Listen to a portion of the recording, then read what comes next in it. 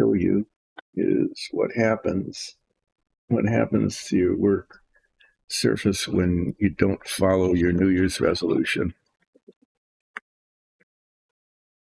See the mess. So I've got used up sandpaper and files. I thought I would show this to you so you could understand why I made a New Year's resolution to try to keep my work surface clean and and how I have managed to fail at it. I did get the Rat Fink mostly done. It's okay. There's still some issues with the seams, but I'm not going to perseverate on this any longer. I'm done with it. Okay, I'm just going to start painting it because, yeah. But first, I need to clean this off. So while I'm doing that, I'll let you know that today I'm expecting an important call because of a conversation I had yesterday. There's a follow-up call today. And if that call comes through, it'll be on my cell phone, which is over here. And I'm going to have to answer it. And what I will be doing is very abruptly putting the start break sign up. And, well, when I take the call, I might not have to do that. I might, but I'll probably step away. And then shortly after that, I'll probably need to take a break. But just so you know that things are going to be disrupted today. It's going to be one of those days, as there is often one of those days. I think I should just throw all this away. If I need sandpaper, I'll get fresh sandpaper from the sandpaper place here. No, this is this trash paper here. That's going to get thrown away. I'll be right back.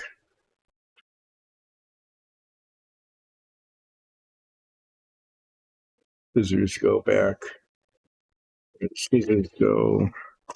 And look, there's another piece of used up sandpaper. Yeah, you could tell I was not straightening up as I went. Some rubber bands. Those need to go in a rubber band bin.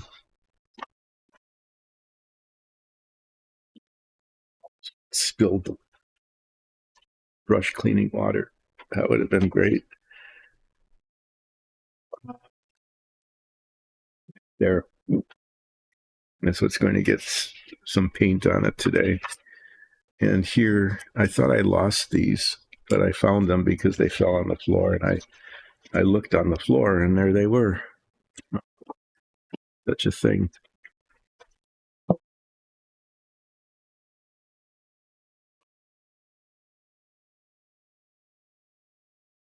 Why I'm keeping this. It's a tiny little piece of plastic that was left over from the vertical takeoff plane. It looks like it was designed to be part of the Pytop tube, and just trash now. They're cleaning up, I think. Put this down. Contrast. Now I've got my hands full of stuff. Be back again.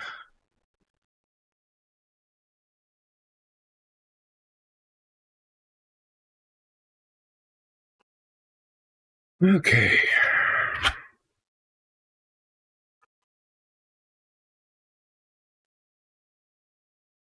The tail.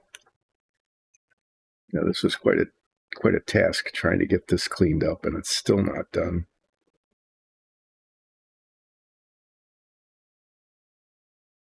That's going to be under its bottom. It's not going to show.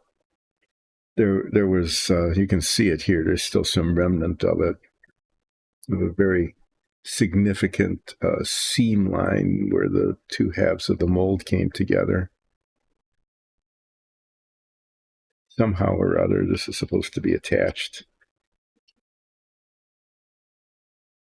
here, kind of like that. Yeah, I need to sand that. I shouldn't have thrown away all the sandpaper. Take a chunk out.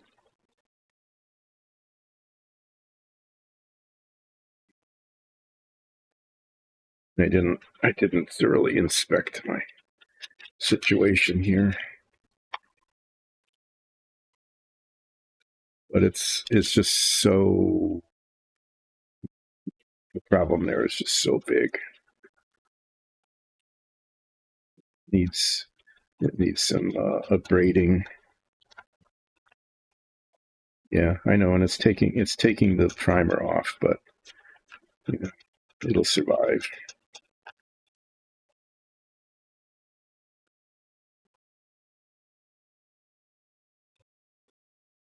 Feeling kind of, I don't know.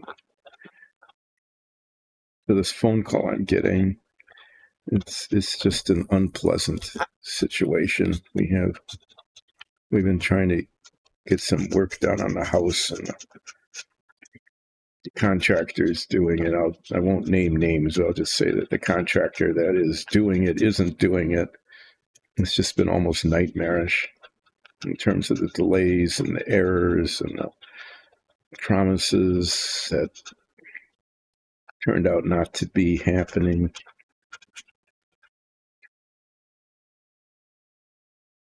Things like that happen, but that's why it's important that I take the call today. Okay, well,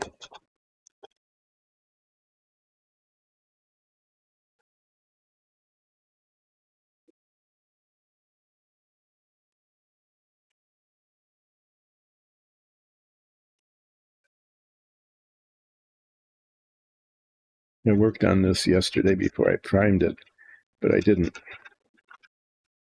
couldn't really see this part of it. Sometimes, I've mentioned this before, and you'll find this to be true if you decide to become just a hobby level model maker like me, is that you do your best to get rid of the seam lines and the mold marks and that kind of stuff on your model, and you do a whole bunch of sanding and maybe some even filing and things like that to get it to look okay, and then but you don't really see it all. After you prime it, some of the flaws become more visible. And then unfortunately, sometimes even then they're not really visible until you actually put the paint on. And then it's painted, and you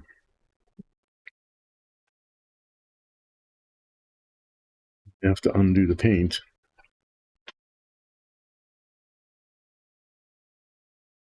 What's going on here? I thought his pant legs ended here, but then you've got these things here, and it's got a little bump on it. And either his foot has a lump on it, like an ankle bone or something, or the pants come down further, and there's like a little button or something. I don't know. Picture's not much help. It looks like the pants end up here, and then this is just supposed to be part of its foot. But why there's bumps on it, I don't know.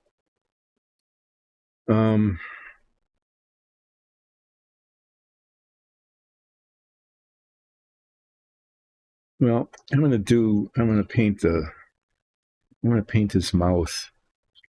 It's gonna be this is gonna take a while because there's all these teeth, right? So I need to paint the inside of the mouth kind of a dark red, and then the teeth need to show. So when I built this originally, way back in the mid '60s, what I did was I painted it red, and then I just scraped the paint off the teeth and left them the natural plastic, which was white, kind of white and shiny. That actually kind of worked, but I think this time I'll need to paint them. No, and he's got some gum lines showing here. That's going to have to be pink. There's a little more under here. Yeah, let me do that. I'm going to use this red. It's scarlet red. It's a really nice color. Really, we've used it as a base coat color for some of our dungeon tiles when we were trying to make them look like red granite. Actually, some of the very first dungeon tiles we made, not the kind with the magnets in or anything, but they were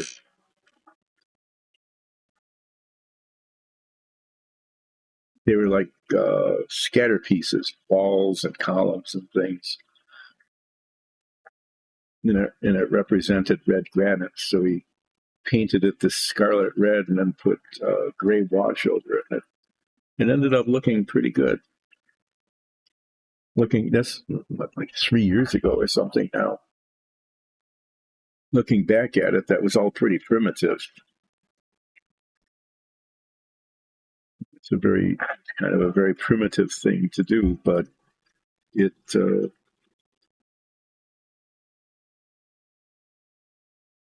worked okay.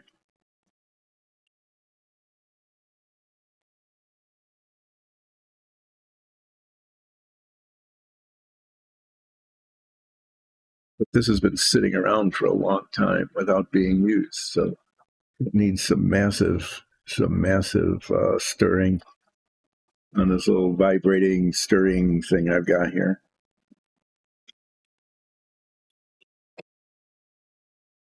This palette, I've talked about these before. These I think were originally made to be used like in elementary school classrooms or art class.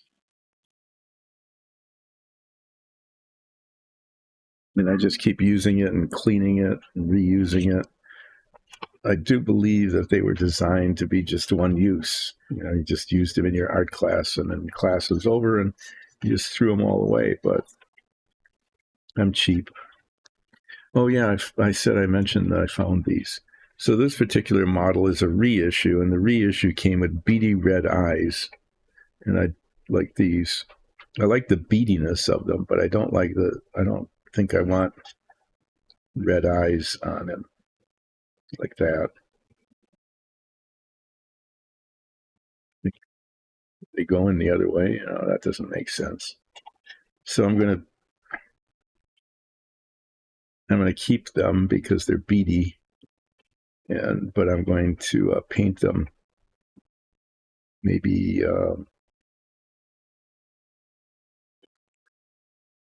Oh yeah. Wow. Yeah, I did that when I was a kid. They has these little veiny things in his eyes. He has bloodshot eyes, and I never had brushes that were this thin.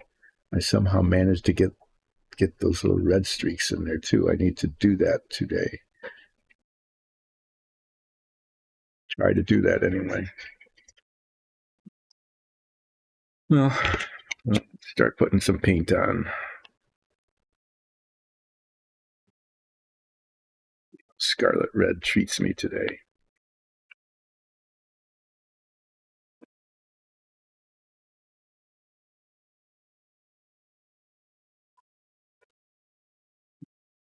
So,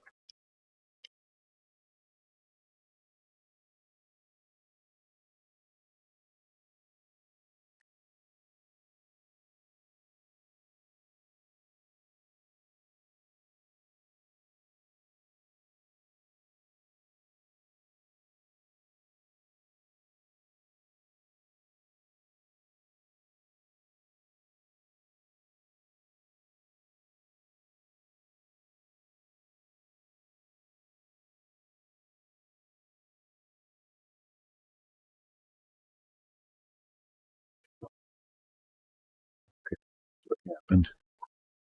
Point on my brush came apart.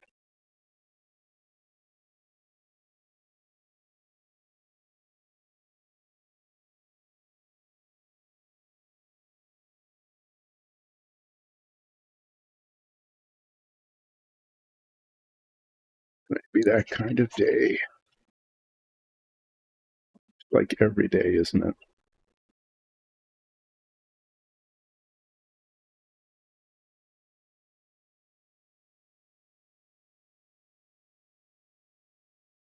Yeah, I'm really not sure.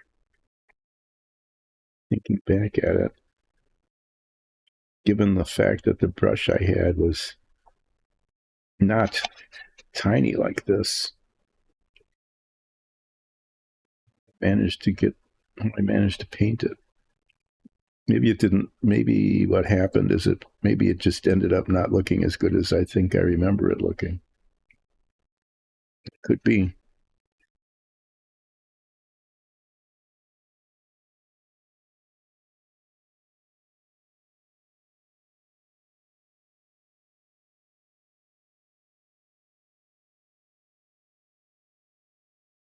Did I? Oh my. Yeah. So I was very careful with my painting here, and I got it. I did the usual. Okay. The tip of the brush was exactly where it was supposed to be, but the back of the brush, which has paint on it, got paint all over this tooth.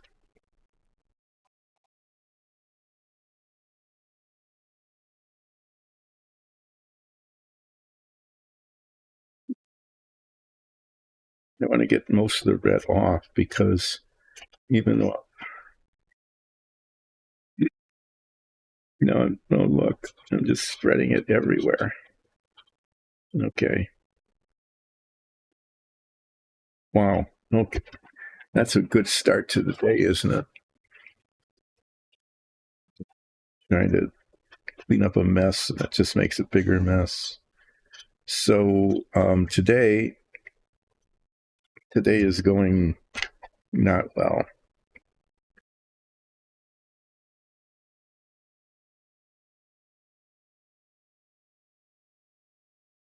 I'll be painting those teeth probably ivory instead of just pure white. I found that looks better,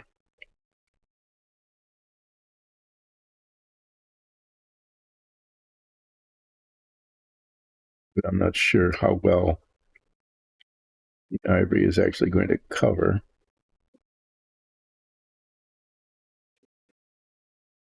Make a continued and probably failed effort to not get too much red paint on the teeth themselves.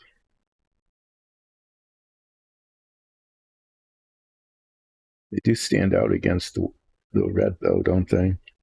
There's that.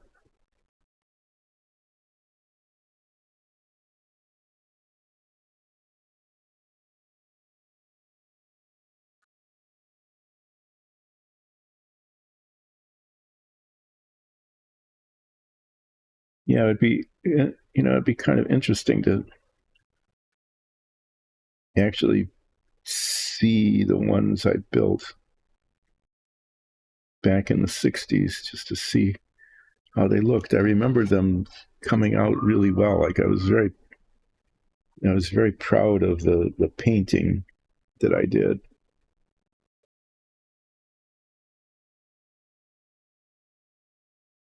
thinking that I got the lines really well done. But I don't know that. I mean, they might not be at all as well done as I kind of remembered them to be.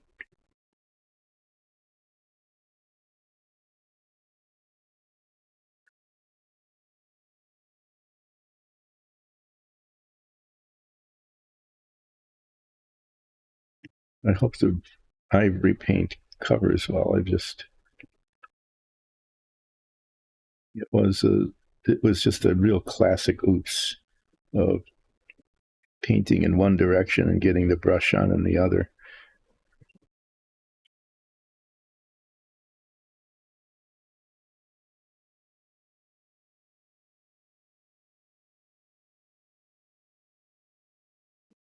It's just a blob of just just really messy. This is very messy.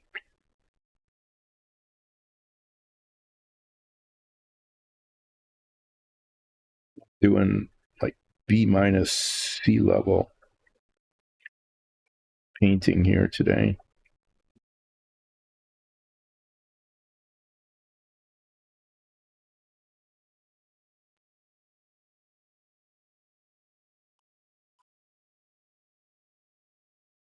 Yeah, I got a little brush. I'm going slowly. It's like kind of like I'm pretending to do a good job of painting, and it's not happening.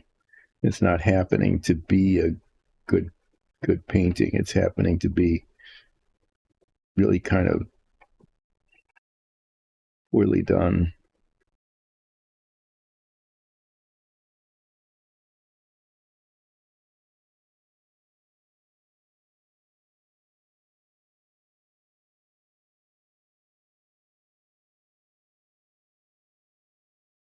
No,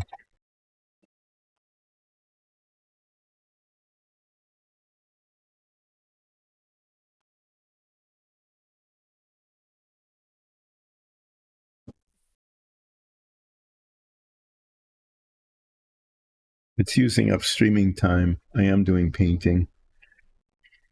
This is Dyson Dungeons. I can talk about Dyson Dungeons while I'm failing to paint well here. So we're a group of family and friends, and we put on an amazing Dungeons and Dragons show. I think this stream keeps showing up under something called Artisan. I don't know why. Our DM, Alexis, hasn't been able to fix it. And so, it's not Artisan, it's Dungeons and Dragons. And our show is just really amazing. You need to watch it. It streams with a live chat on Twitch, Dyson Dungeons, on Sundays at 2, 3 Sundays, 3 Sundays a month. The schedule gets a little rearranged for holidays like the ones coming up.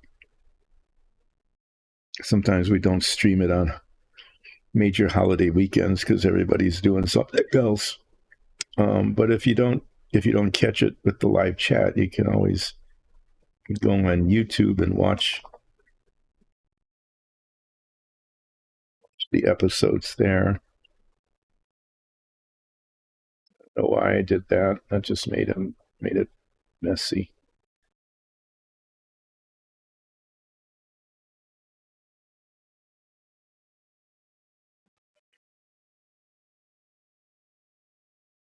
Yeah, I'm looking like and trying to be really careful, but I'm failing. I'm failing at the being careful part. So there's going to have to be a lot of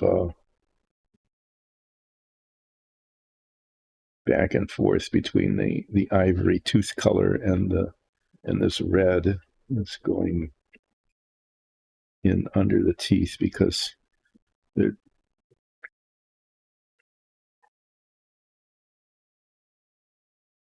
it's not good.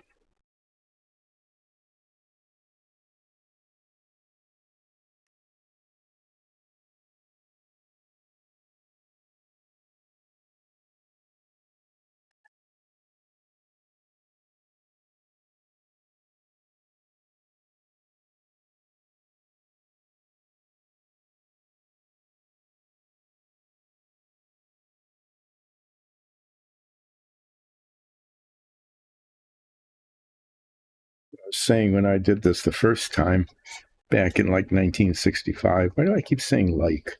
It's like I just said it again. Maynard G. Krebs. If you don't know what that is, look up a TV show called Dobie Gillis, which we thought was really pretty good TV show back when it came out. I think in the early '60s, maybe.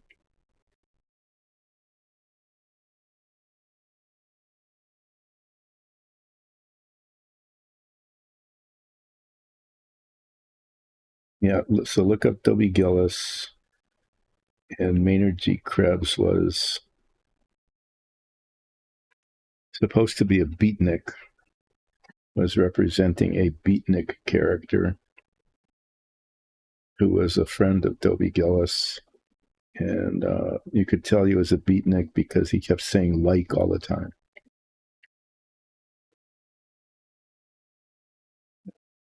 So his beatnik-esque characteristic.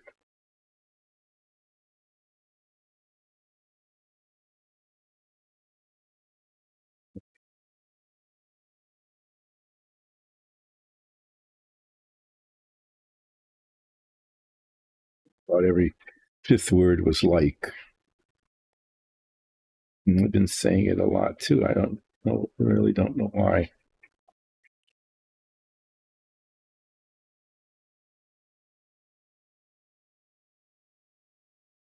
So last year I made 2 New Year's resolutions. It's almost time to come up with new ones. It's hard to believe it's been that long. One New Year's resolution was to keep my work surface clean. And I have done poorly at that, as you saw at the beginning of this stream. Surface was very, very far from being clean. Clean meaning neat and orderly and not covered with stuff that was getting in the way. It's definitely not that. And the other was there was a word that I kept saying all the time. My New Year's resolution was to stop saying that word, and I have been quite successful at that. I don't think I've said that word more than, certainly less than a half a dozen times during the entire year. So this year, I'm going to do a repeat of my keep my work surface clear resolution because of my failure to do that during 2025. Good.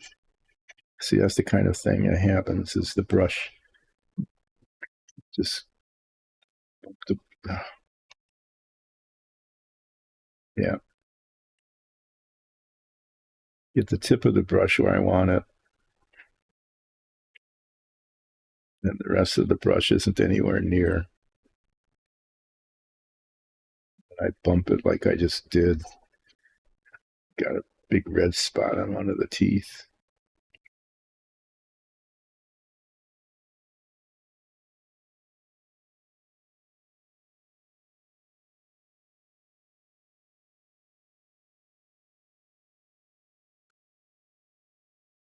So yes, Dobie Gillis and Maynard G. Krebs was supposed to be a beatnik, and he dressed in kind of a tattered T-shirt and just said like a lot. Like, like I need to go down, check out this concert, like now, like, and that was it. It's the only way you could tell that he was a beatnik was that like happened a lot. That's a tooth, two teeth kind of together here. Really made a mess of that. So this year being next year, this coming year, in 2026, what I'm going to do is re-up my resolution to keep a clear and clean work surface. Do that again. And I've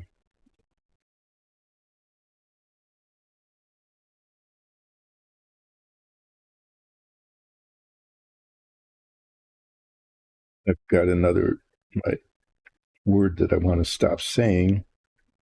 And I'm going to try to stop saying like.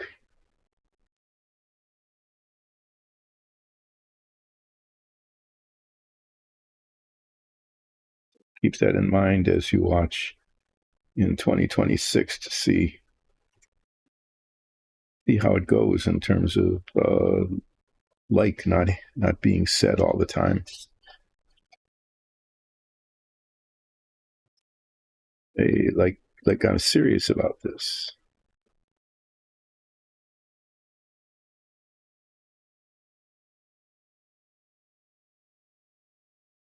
So I didn't keep saying like because I'm a beatnik or because I want to be like Maynard G. Krebs.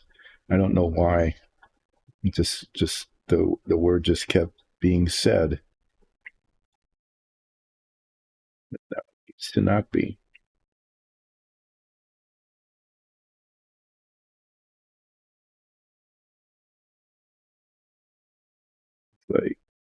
Like it's time for it to stop.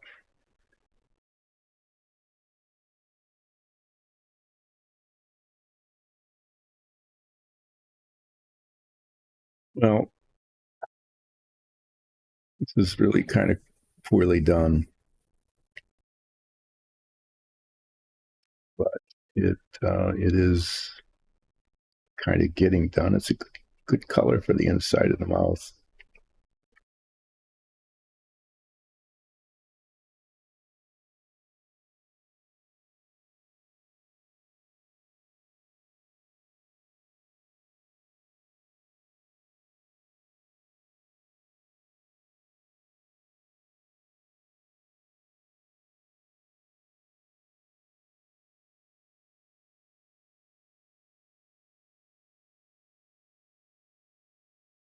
Some some variations in the color because the paint isn't even. So that's going to be a feature, not a flaw.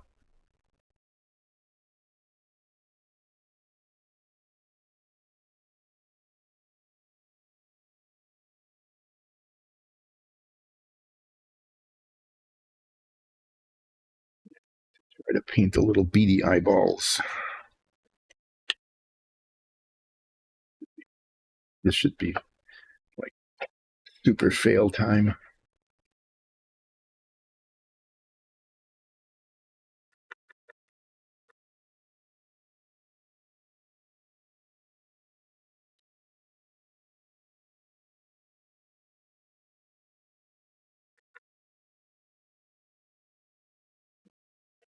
I have to get some isopropyl on that. Okay, this brush is down to maybe 3 tiny little bristles.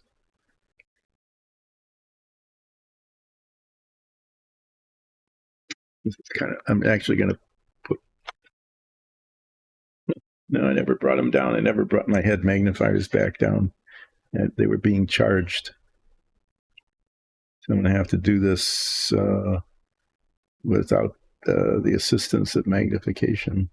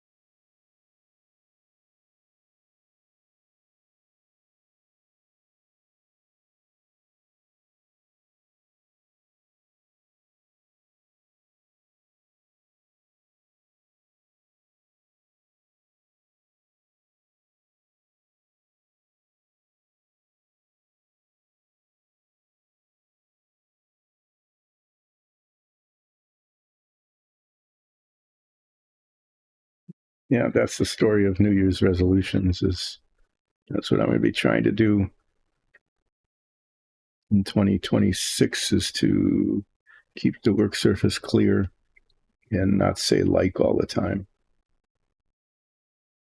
I'm going to continue to not say the word that I pretty much stopped saying in 2025.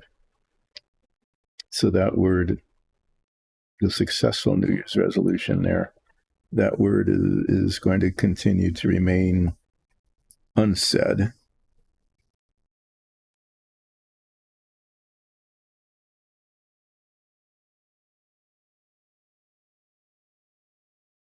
If I keep at this, I won't have any words to say anymore.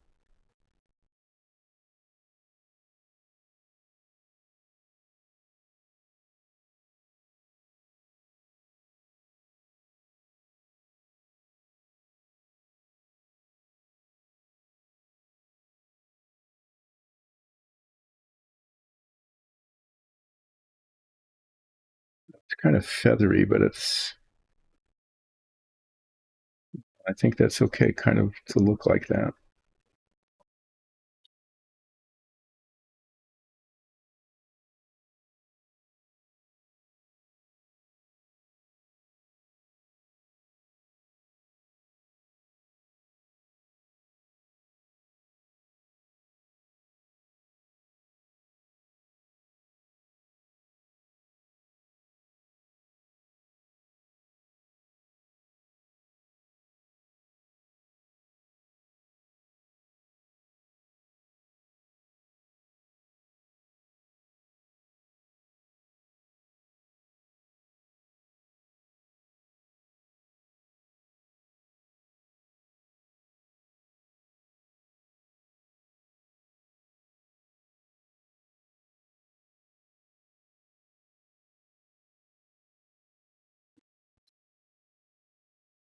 The old brush not being in the right spot.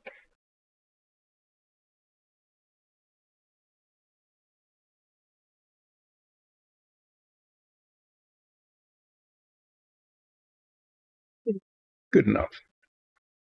Good enough for this.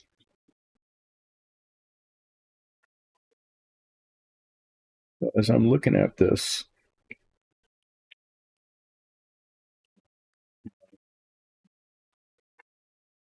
looking at the picture here, this is the picture of the rat fink. In the area around his eyeballs here is actually black. I'm not going to paint it black. I'm going to paint it dark gray. And then I've got some of that up here. I think I'm going to just since so I'm working on the eyes. I'm going to do that right away.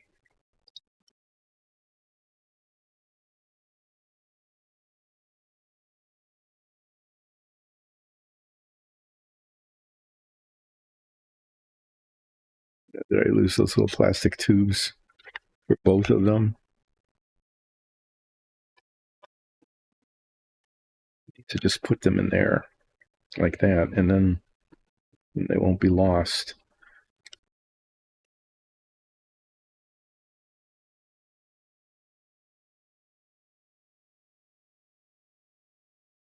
I don't think that makes a difference. Swishing it like that, I think I'm not sure it does.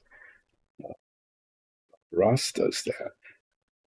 He takes a brush and goes swish, swish, swish. You can't see it, the thing in which he's swishing. You know, can't see what he's swishing it around in, what kind of solvent it is.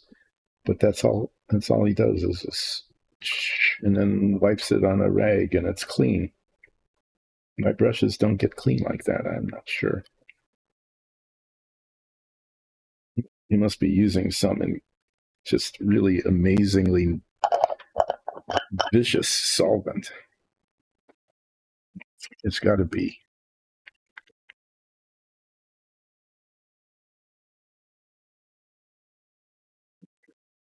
Dark gray. I didn't plan on that.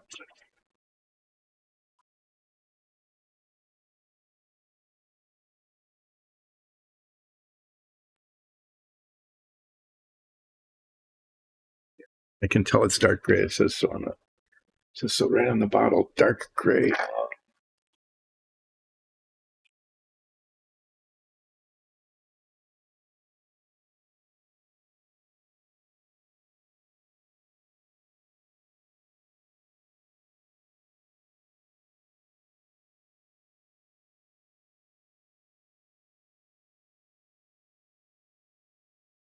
expect this to be better at mixing the paint than it is.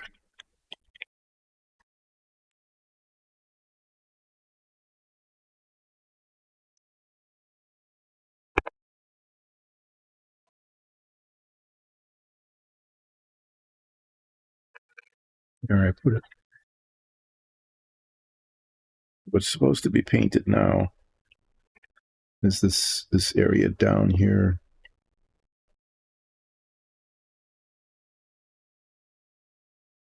Is this the brush where the tip gave up?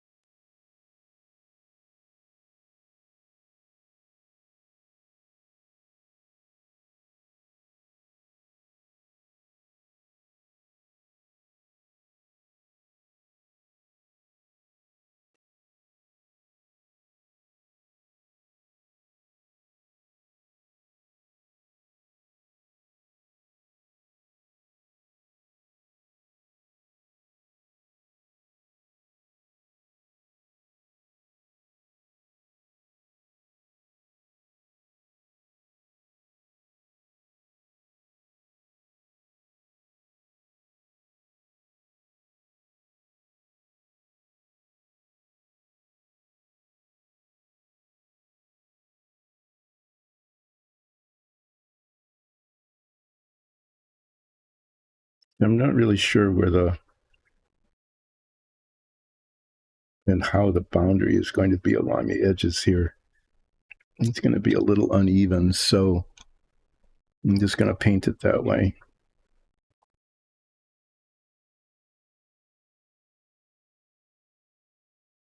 Paint a little further into it than maybe I need to, and then the other color will come back around.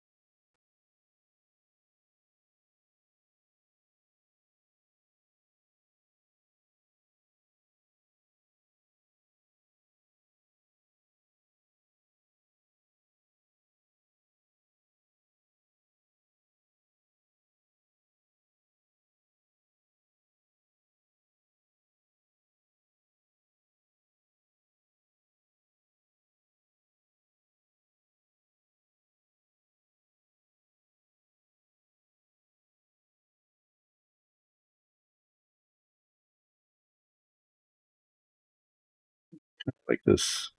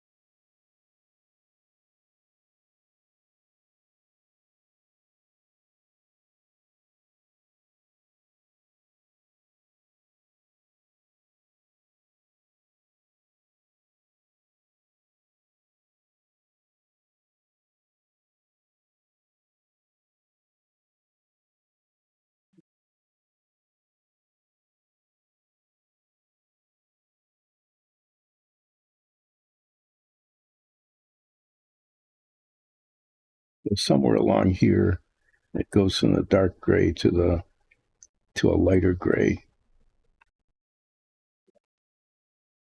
Not entirely sure exactly where that's going to be.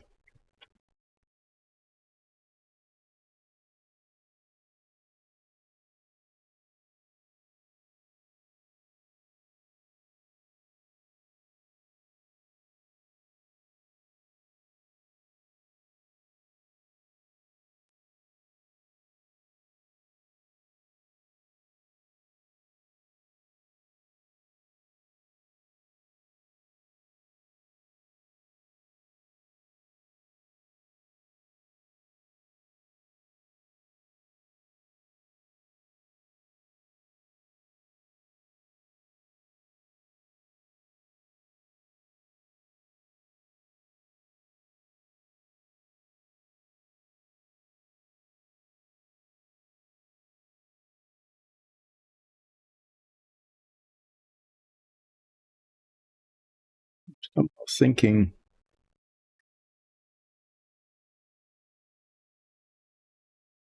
that his eyeballs should actually be kind of yellowish.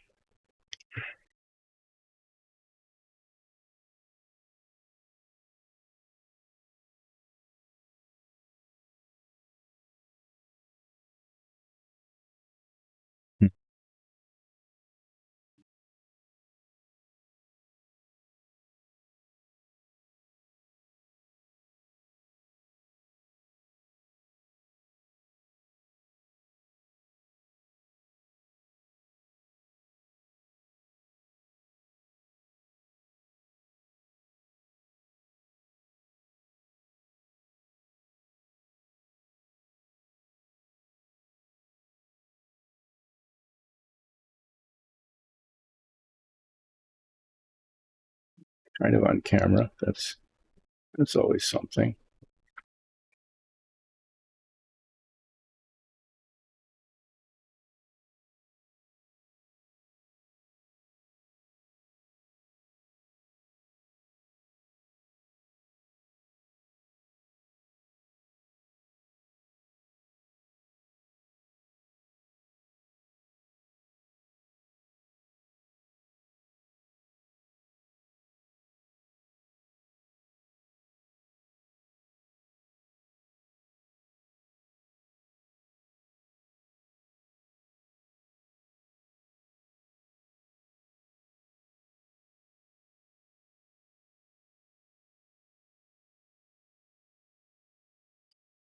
Yeah.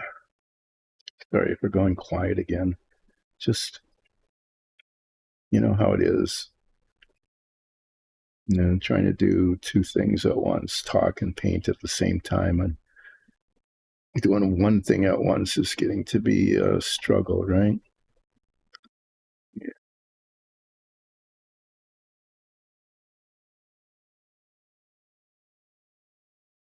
I think I'll just leave those white. Not trying to get like an A+ Rat Fink here. I want it to look probably as good as it did when I was 13, 12 or 13 when I made the first these.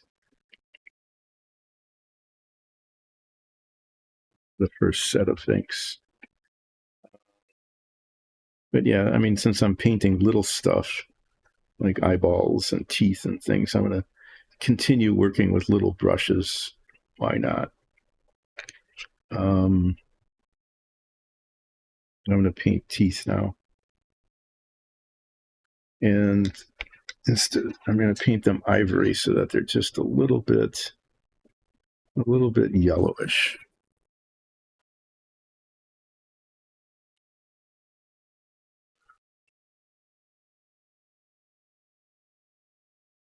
It's very yellow. I mean, when you look at it, it looks very yellow, but I found over and over again,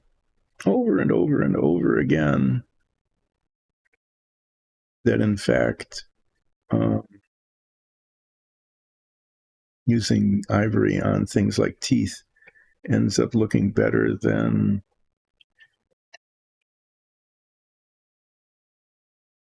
just white.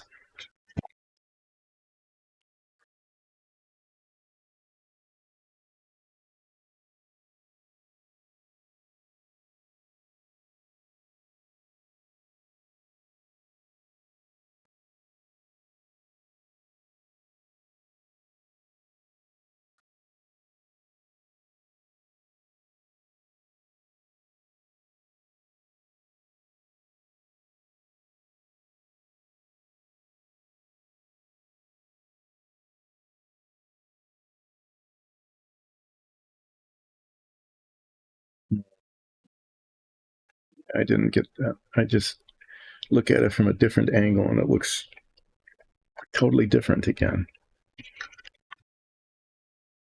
Looks like that, like this whole, like this got missed here.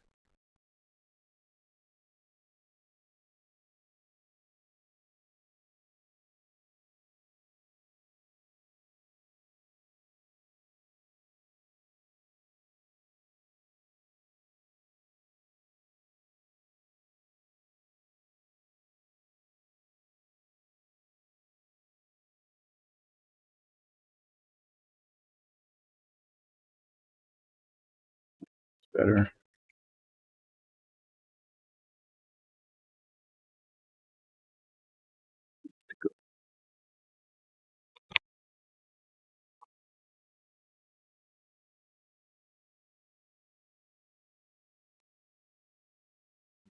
I'm just trying to fix little things as I see them. Well, one thing I am seeing is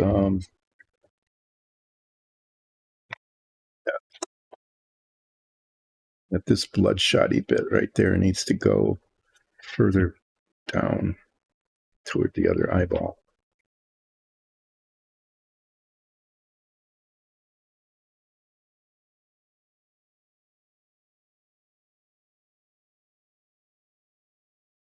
Squeeze a whole lot of paint out just to do like 2 dots of paint.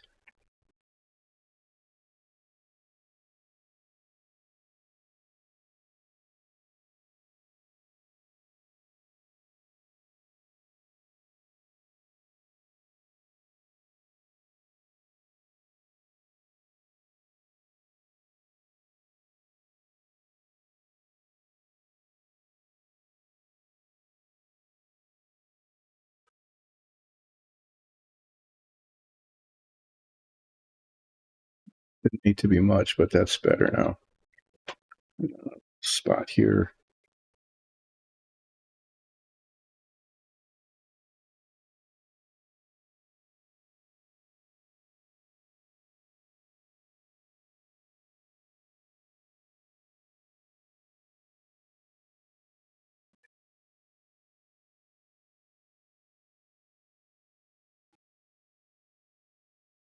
Well, before I start painting the teeth, I need to take a quick pile break. I do, and I will just let you watch paint dry here. Done that before, just let you watch some paint dry, and I will be back very quickly. There.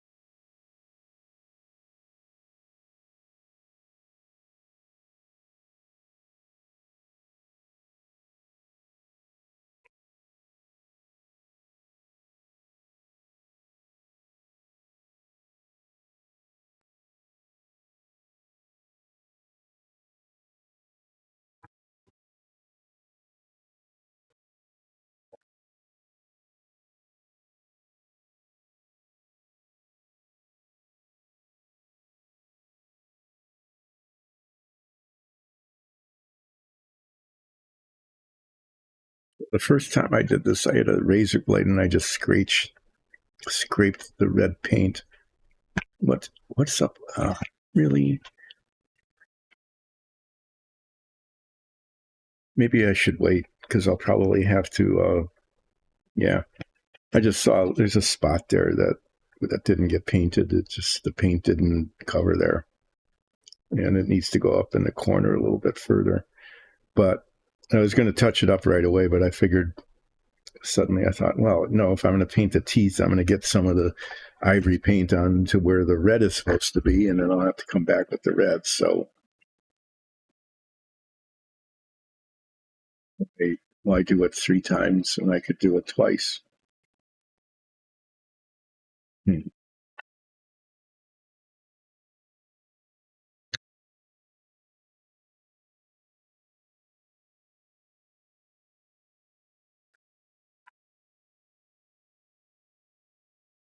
That's look at that. Wow, it's all poopy there. So what happens is the paint kind of oozes out under the cap a little bit. There it is. I'll start with the teeth on this side, I guess.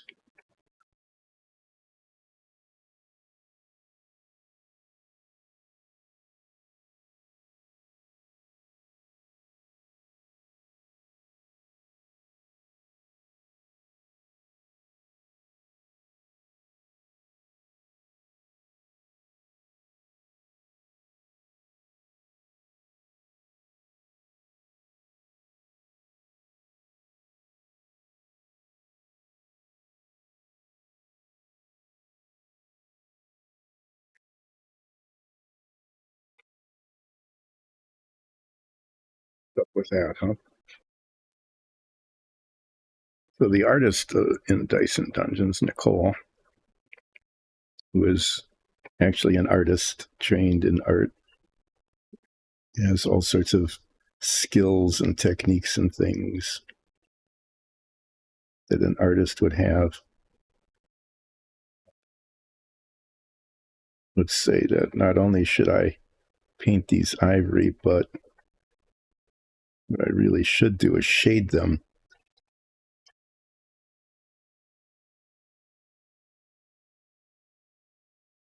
So that they're like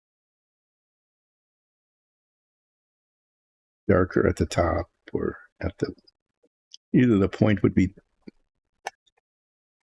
get paint on that. Looks like the red really should come up in here so that the teeth weren't even color. Okay. So I'd use like a light brown wash or something and wash the teeth in that color. And then highlight them with a lighter color again.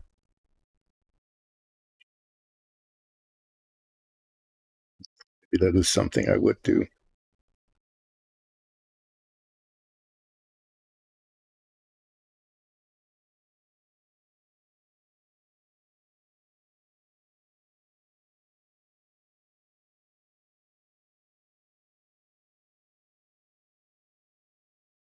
This would be better with a head magnifier. Just have to say it would be. But it's not here. I took it upstairs to charge it, and it never came back down.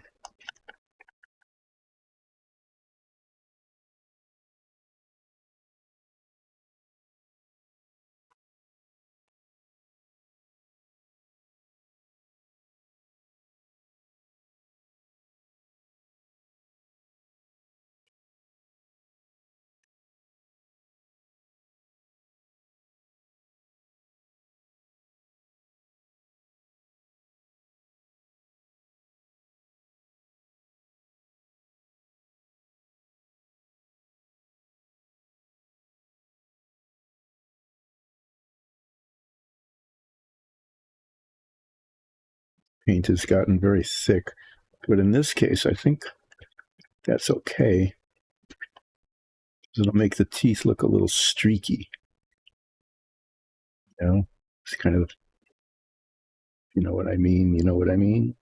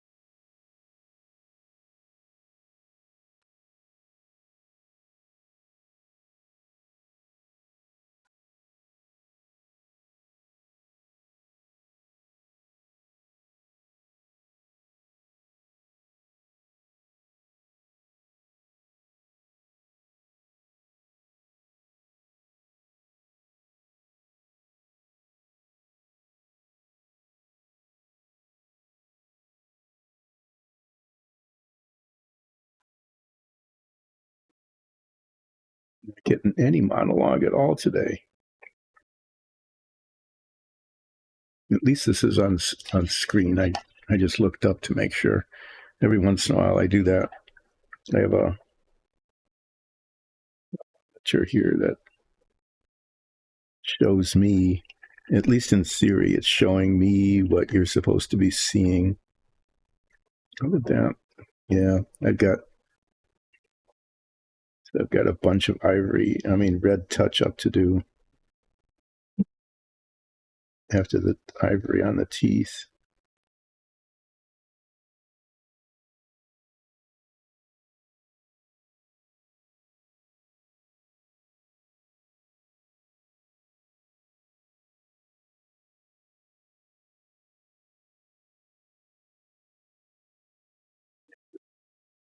I have to clean the brush here in a minute. It's drying on the brush. Yeah, the thick, it gives the teeth texture unintentionally, but I'll take it.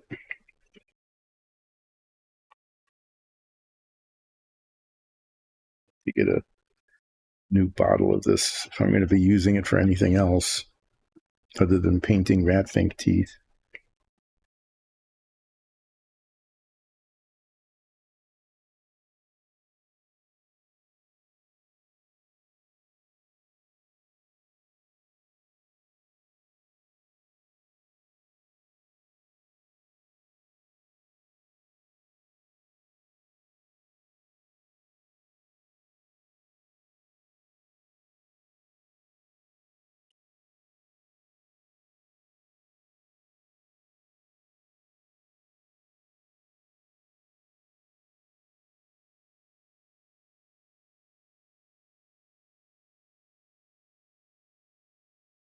So I really messed up.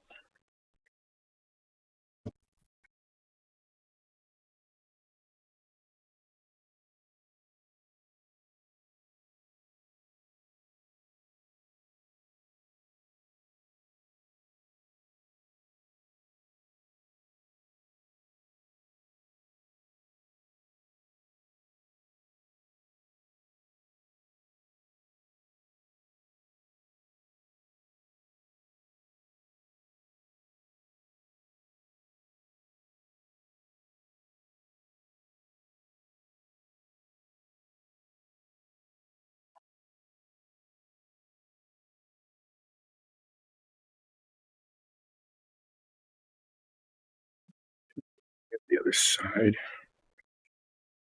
I can only, as you know, I am unidextrous.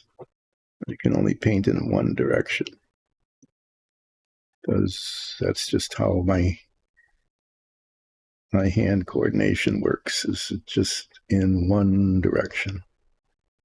You know, these teeth. I like the yellowish teeth. This is okay. The selection of this color.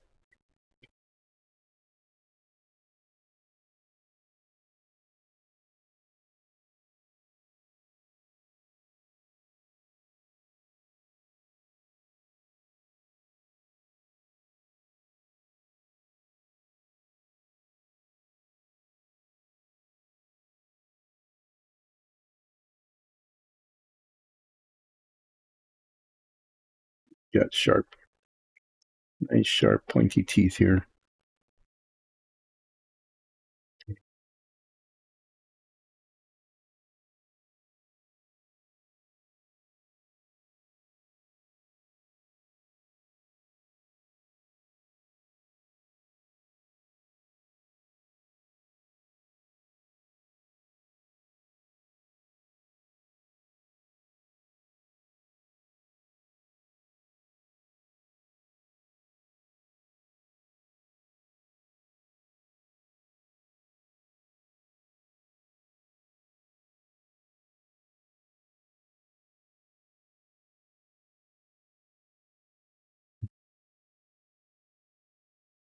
Guess that needs to be redded out.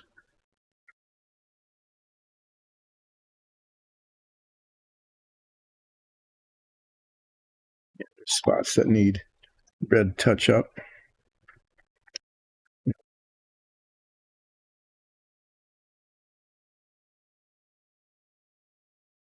Not too many though.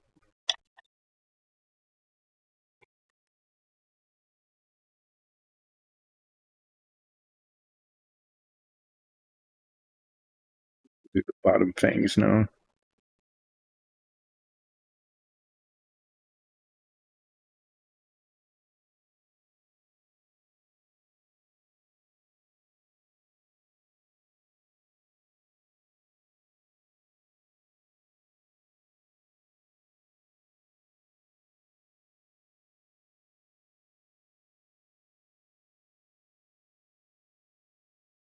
I can do the teeth in one direction, then I have to turn it over and do the other side,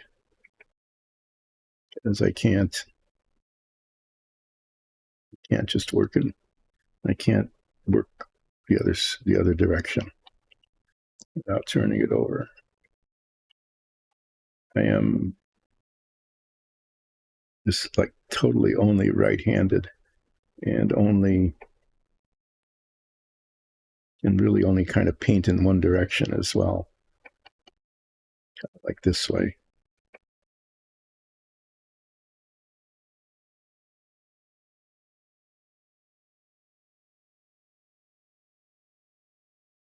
If I should try to shade these teeth, like Nikki would tell me to.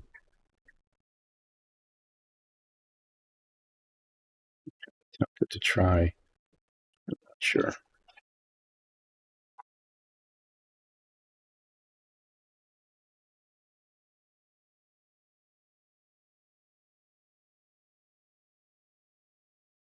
But what it would involve, it's like getting some of the brown wash, the ink, the shading material, the translucent paint, and maybe putting a little bit of a streaky kind of way, like the root of the teeth, so that the roots of the teeth, the part against the gum, was darker. It was like shaded darker than the points. It probably would look good that way uh, if I could pull it off.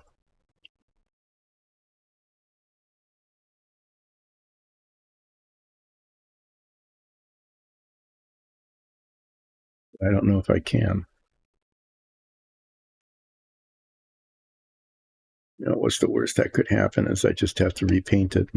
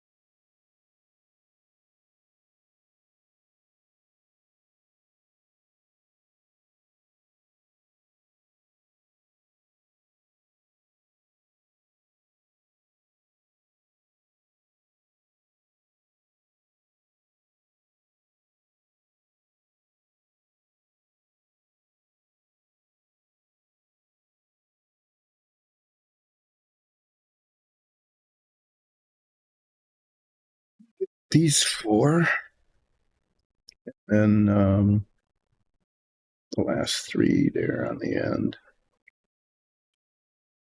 Let this set for just a bit, and then I'll get the red paint out again. And there's just little bits of places that need touching up where the ivory paint just went a little too far.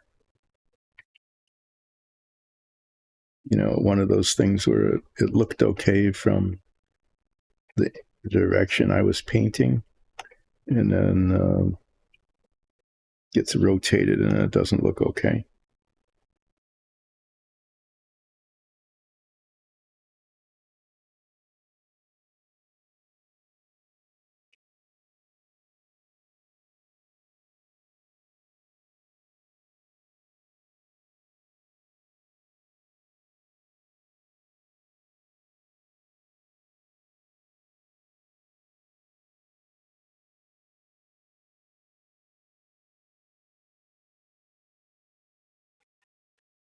Paint is getting is drying in the well there. It's getting very gummy, but there's a lot of paint there, and I don't want to waste paint.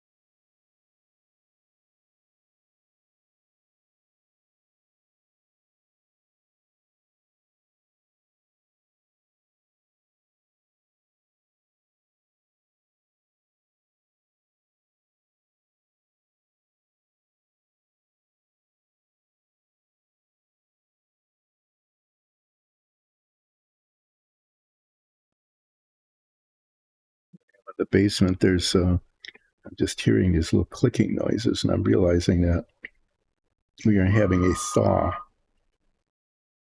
Today is the first day above freezing in 2 weeks, maybe. We got a lot of snow, and then it got quite cold. Today it's above freezing, and so some of the snow is melting, like off the roof, and it's just dripping and making little clicky noises. And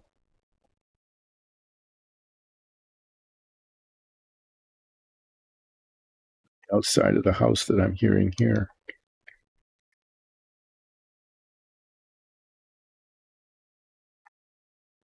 What it was until I remembered that there was that change in the weather.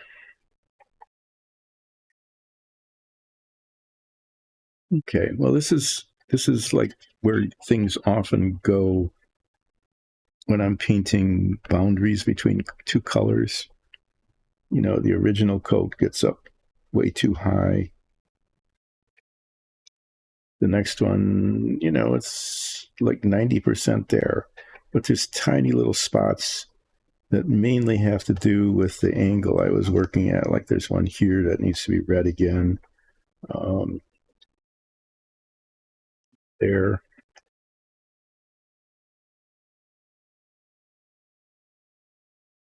But there, that's not bad.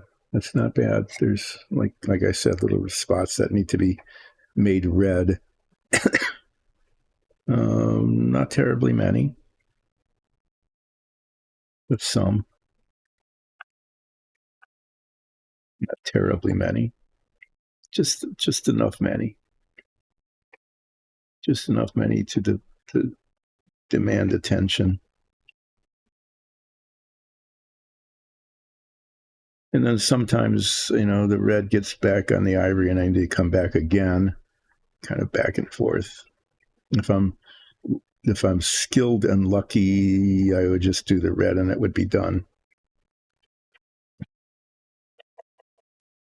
How skilled and lucky I am in just a bit here.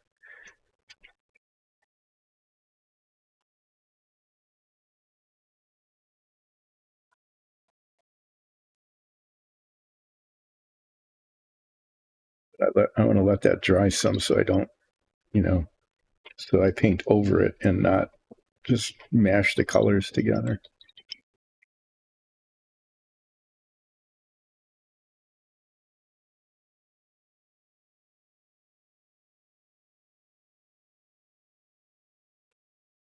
I need pink. Yes.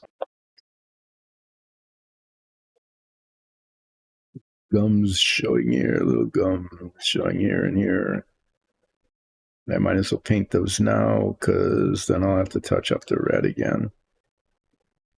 So yeah, if I can find the pink paint, it doesn't get used that often.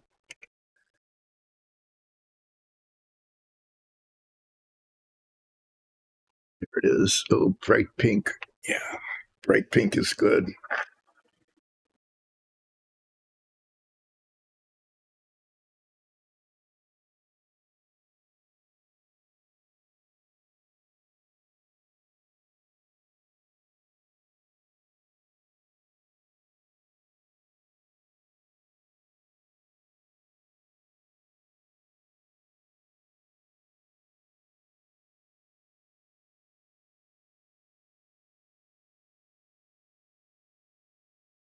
I want to mention this again. I'm expecting an important phone call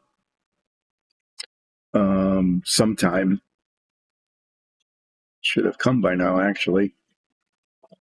But sometime between now and the end of the stream, if that call comes through, I'll have to take it real quickly. And then I might then end up having to put the break screen on while I deal with whatever needs to be dealt with this call. Because, it's a call about which something needs to be done.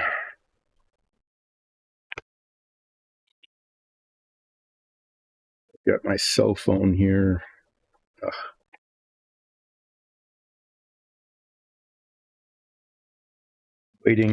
Waiting for Godot. It feels like, is this actually going to happen? Is this really important call actually going to happen?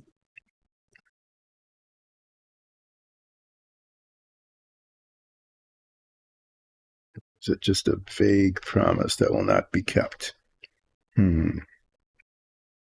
This day will tell.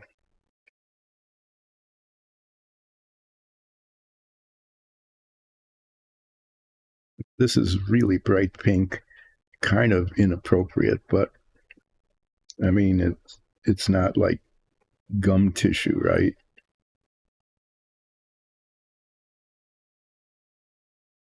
But for the Fink, maybe if I put a little bit of like brown wash on it, maybe not. It's serving its purpose.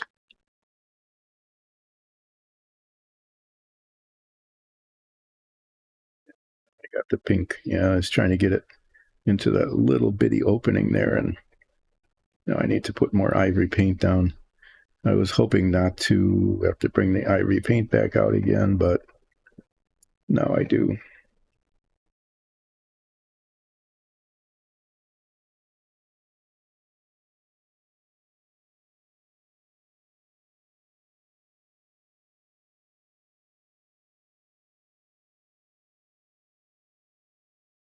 Just couldn't get the brush in there without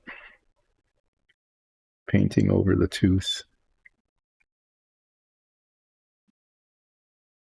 Some of those issues, if you're doing modeling, you have to think ahead, like I didn't, about, can the brush get in there or not without messing it up? In this case, the answer was no. So I the correct thing to have done, what should have been done, is I should have painted the pink first and then the ivory, because then I wouldn't have to be touching up, because it would just, the pink would have inevitably gotten on a tooth, but that wouldn't have been an issue because the tooth would not yet have been painted. So that was just one of those things that went in the wrong order in terms of what was painted first.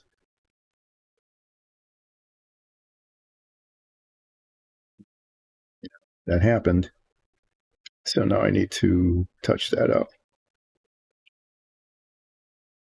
And I'll do some red touch up first and then come back with the ivory again, because there's some chance that as I'm touching up the red, I could get it back on the ivory. The back and forth thing I've talked about before.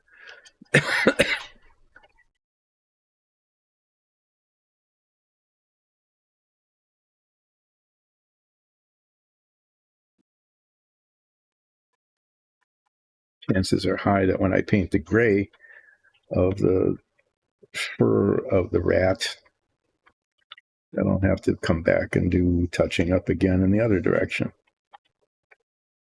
Odds are high that that could happen.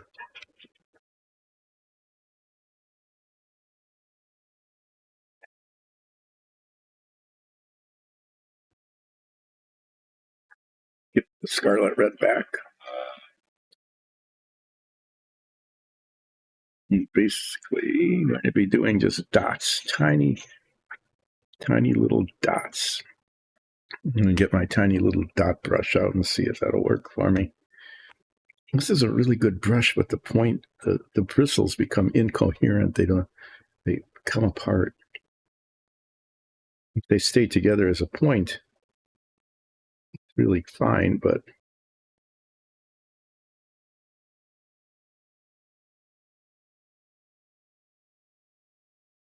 it helps if I can get it in the protective sheath without it.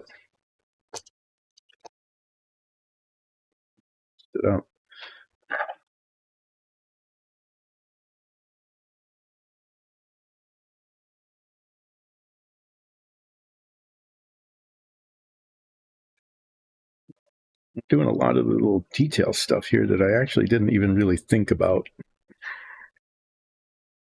as I was preparing for the stream today. Seriously, I wasn't even thinking through these little bitty detail things that would need to be done, like the mouth and the teeth.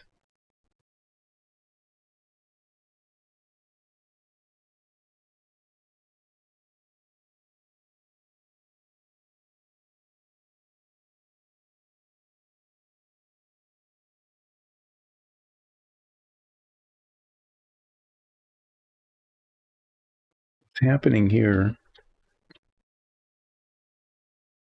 is I've got red paint on the brush, and so I can't see where the tip of the brush is in relation to the surface to be painted. That's where I needed my head magnifier. Really did.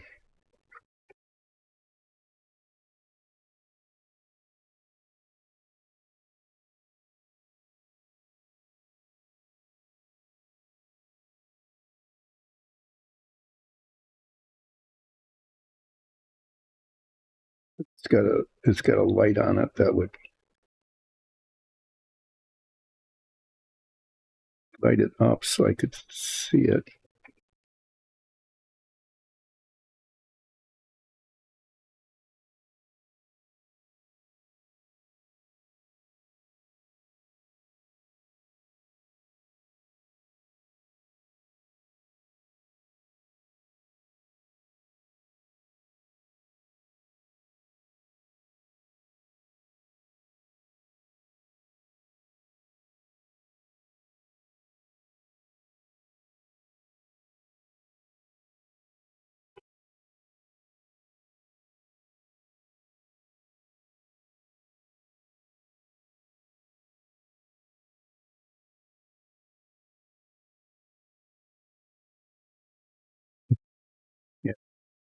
I mushed the brush into the surface, and it bumped up onto the tooth.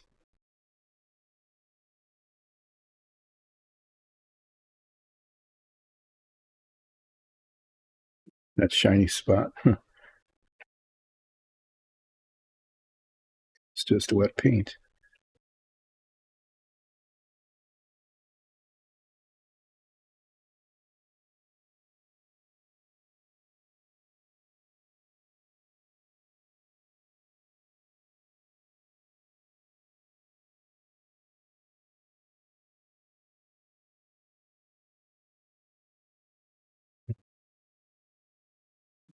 That happened.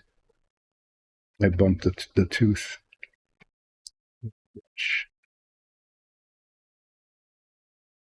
So those are those little, the back and forth things. And that one was the typical. The brush was in the right place, except, wow, yeah, I really messed that one up. Just not having the angle of the brush right.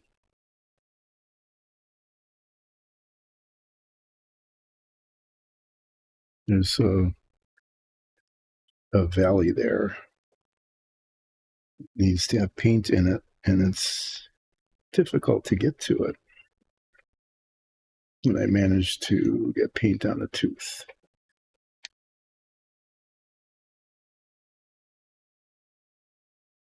Again, trying to get that spot down in there, and I keep bumping it up against here.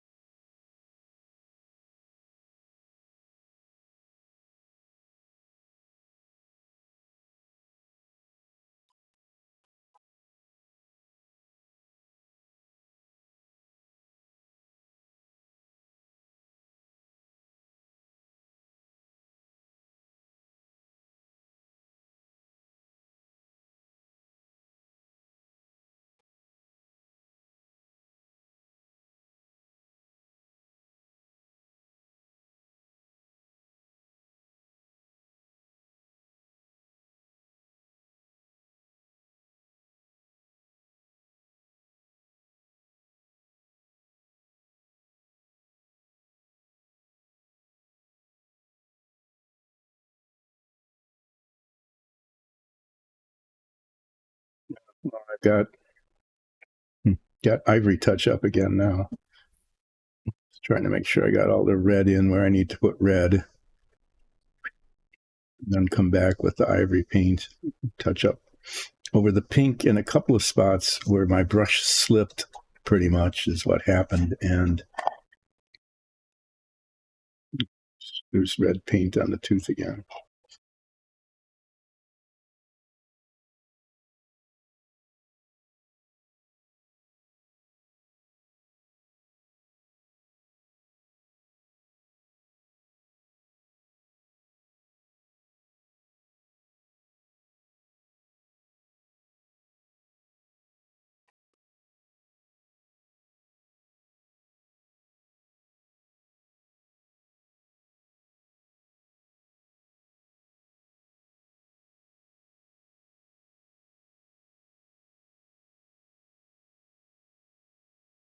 So actually, it's getting pretty close.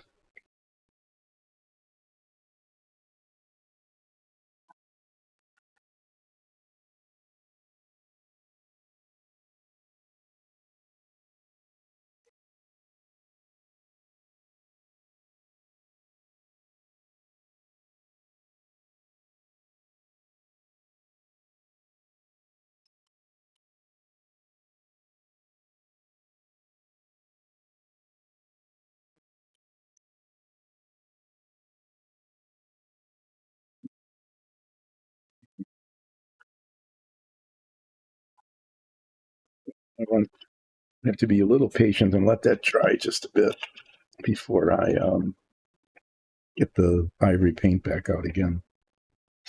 But there, I mean, you start to see the finkiness of this and the rattiness of it.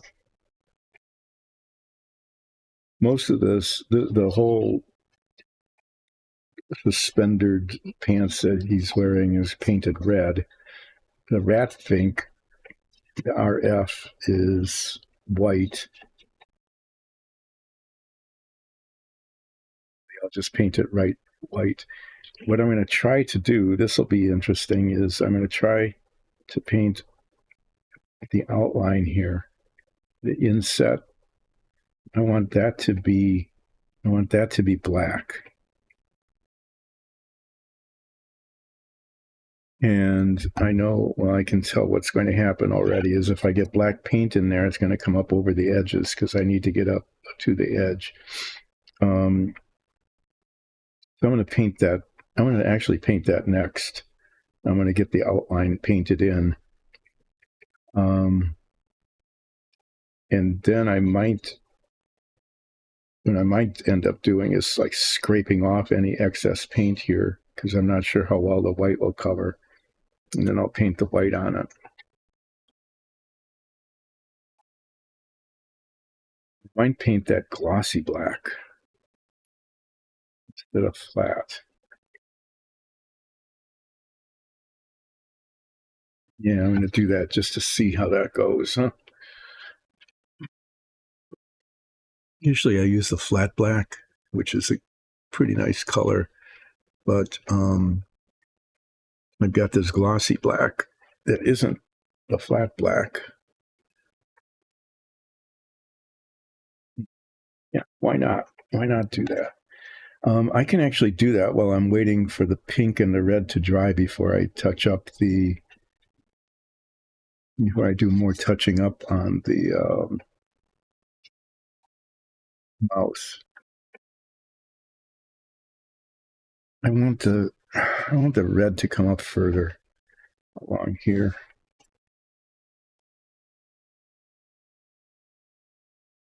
I'm not sure how it's going to go when I paint the gray. But I'm going to make that further up.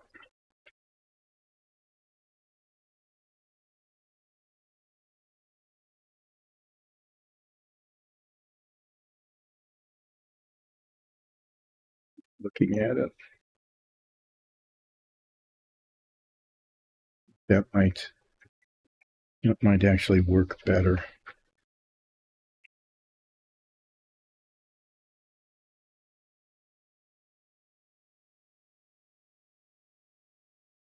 It gives me a little more to work with. Step my brush. That really wasn't well done.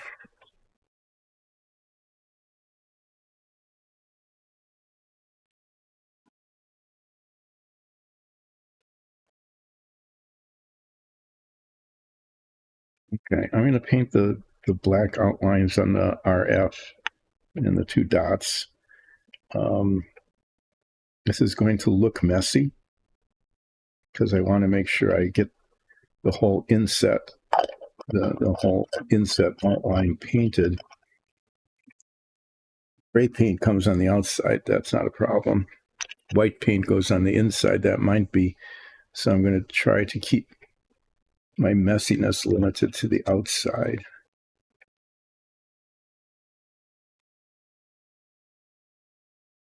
Use this brush. It's a little big, but it's just going to be putting black paint all inside of here, like that.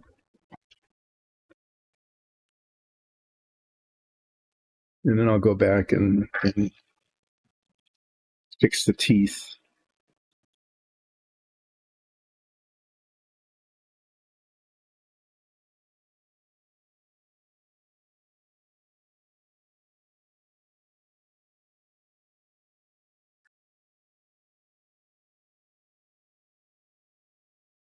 So the deal with the Rat Fink here is that, usually this whole stream was designed to paint dungeon tiles and minifigs for a Dungeons and Dragons show, and we have pretty much all we need for the show, and so I haven't been doing that for a long time.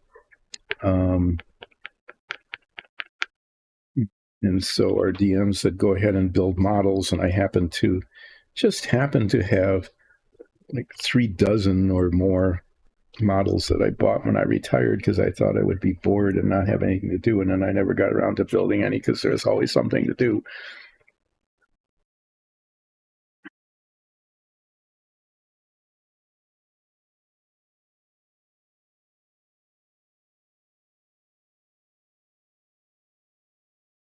I've been working on a whole bunch of different things.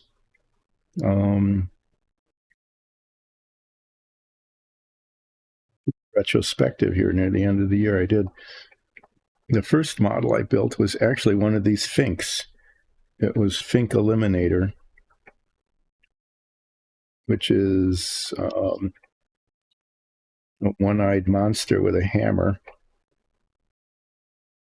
and he smashes cars. There's actually a little model car that comes with it that got smashed with the hammer. I know this is messy, but I want to make sure that I'm getting the paint on the whole inside of this valley, this you know indentation here.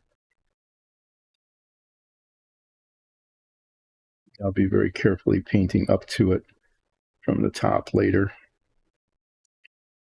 Very carefully, I promise it'll be careful.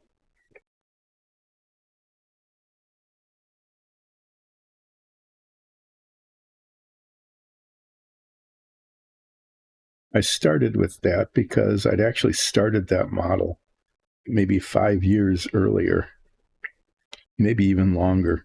It had been sitting around partially completed in a box for ages. And I thought, well, if I want to build a model, why don't I build one that's already partially built? So I did, and it came out okay. And I think those really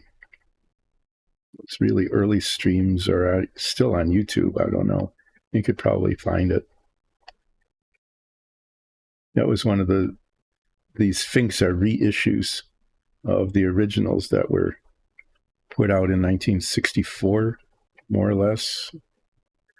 64, 65. A lot of them came out then.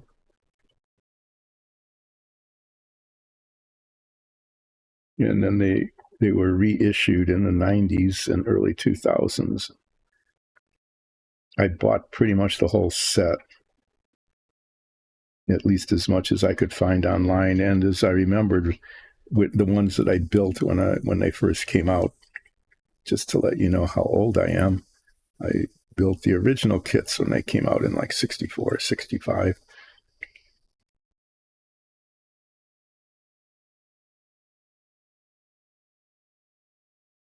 So yeah, I built the Fink Eliminator.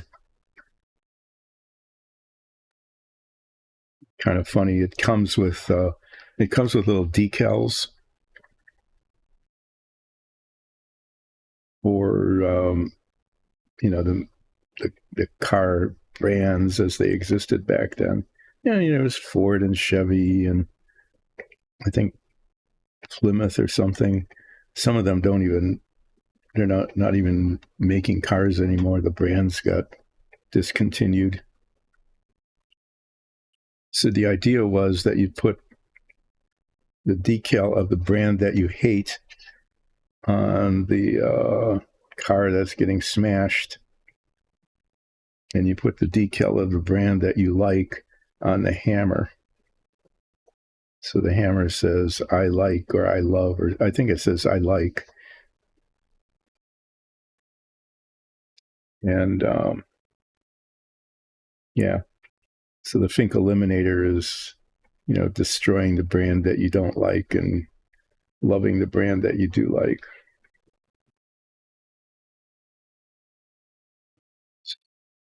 I'm being even messier than I need to be.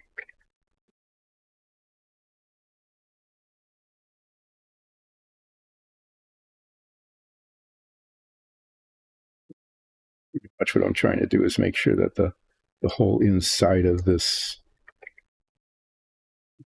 divot here is painted black.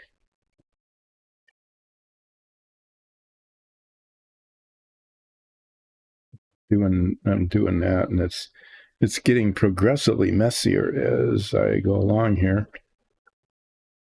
Increasingly messy like that. Pull the brush out and just make more and more messiness.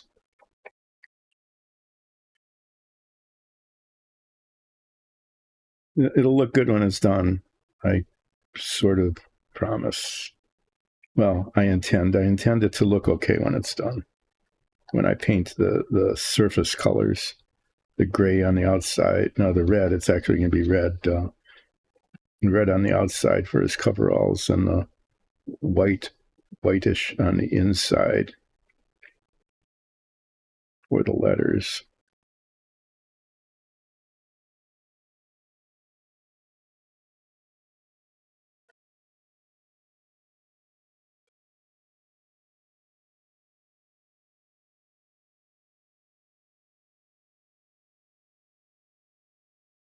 I just had a thought. It's almost tempting. It's almost tempting to paint the letters like a pearlescent or a metallic. Do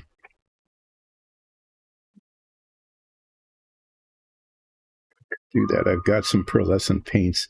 They're more of a wash than a paint. They don't cover very well. So I'd have to I'd have to cover these, paint the letters white, and then put the pearlescent paint on them as like a wash. I think I might just do that.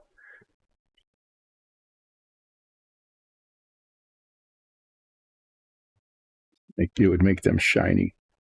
Be kind of fun.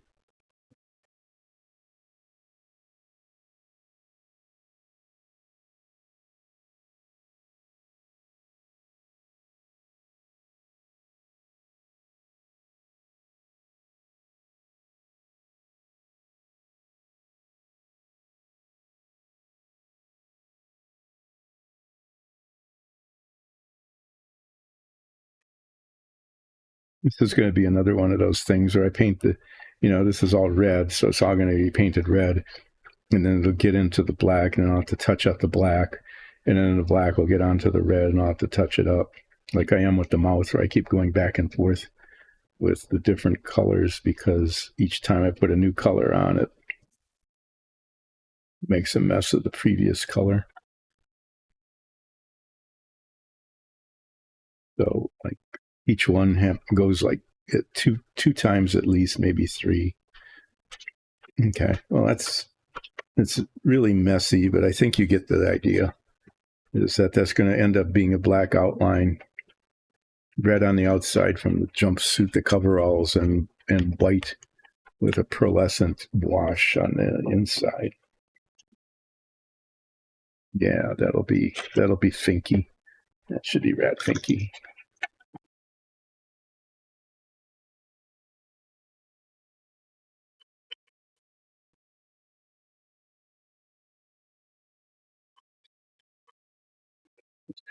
The one that's happening next is Ivory is coming back to retouch the teeth where they were touched and then untouched, and just need to be fixed again.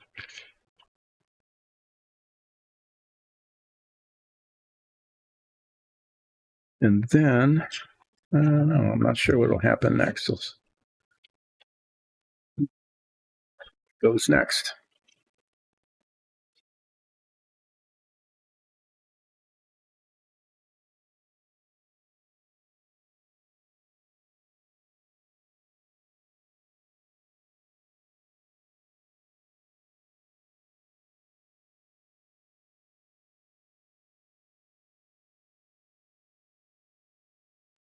This brush worked pretty okay on the teeth the first time around.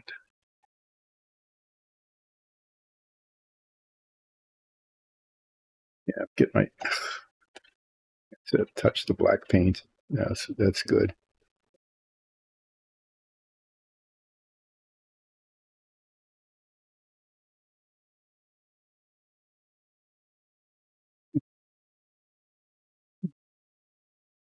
I missed that. I missed that with the red.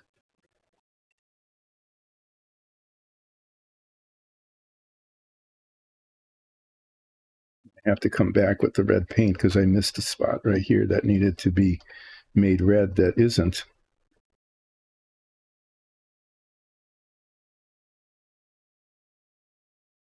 That's annoying. And it's a difficult spot. So it's really likely, quite likely, that I'll have to come back with the ivory paint yet again to fix that. Does that look okay?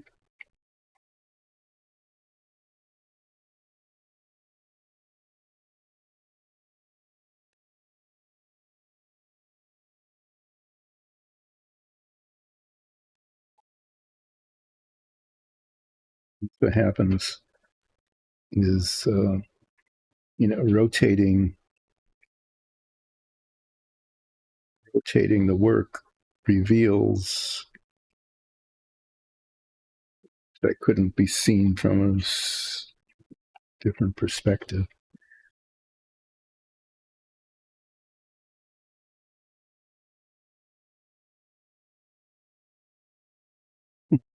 That's how it goes.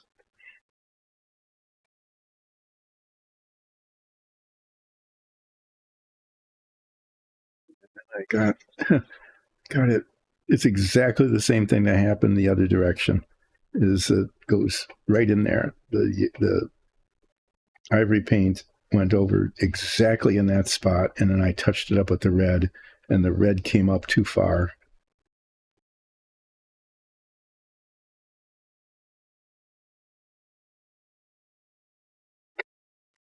I don't know how many times I'm going to go back and forth on that one spot. It's just really difficult to get the paint in there without having it come up onto the tooth.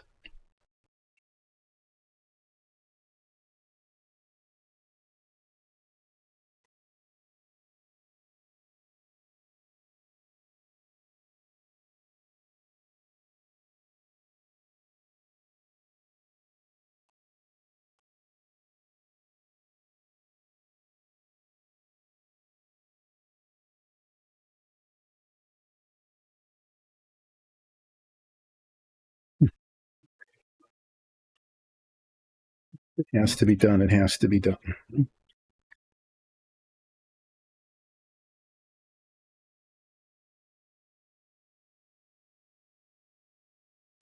This brush.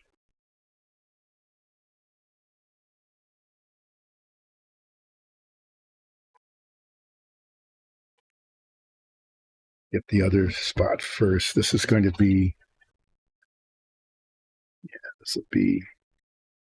This is going to be annoying.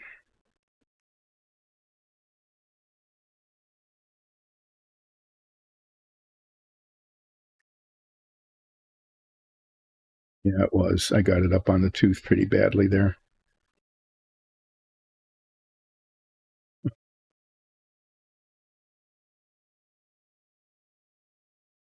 Tooth color. I need to fix that whole thing again.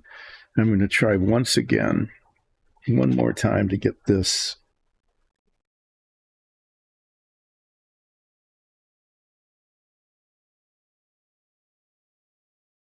To be red.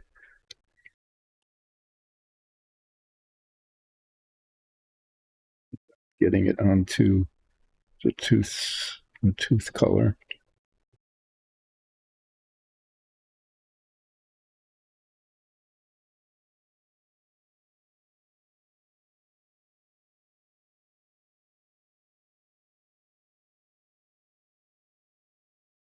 That was a success. Ah, yay! Now I just need to fix that tooth. I just need to fix that one. But I need to let the paint dry.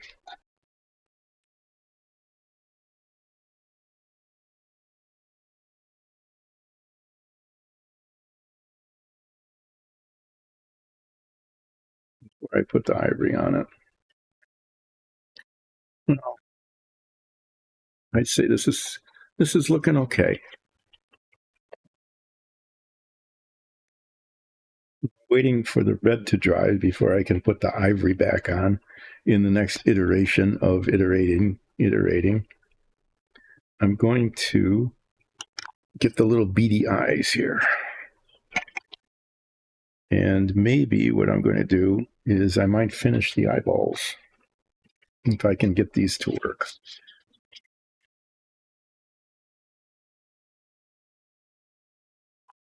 Cut my fingers.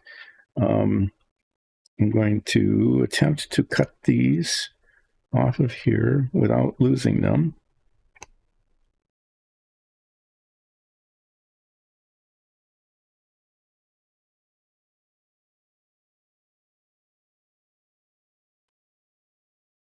It's not lost. There needs to be a little bit of sanding because there's some of the sprue attached to the eye yet. Put it in here.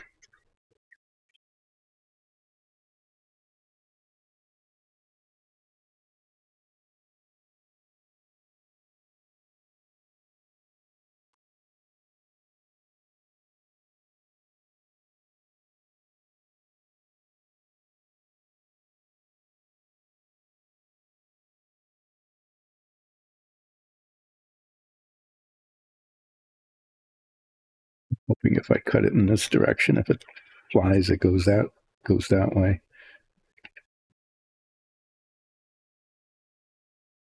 It's going to come off. Just break it off.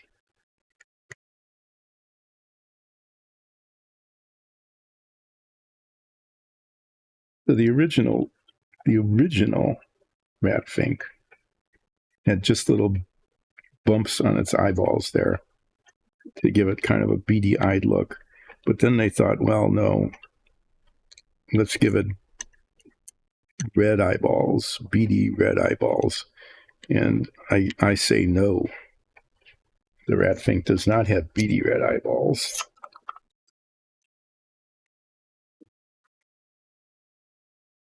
Well, that fell.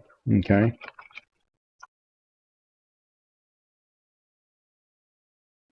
I don't know how I'm going to get this. I'm going to do this. I can't even pick them up, much less hold them.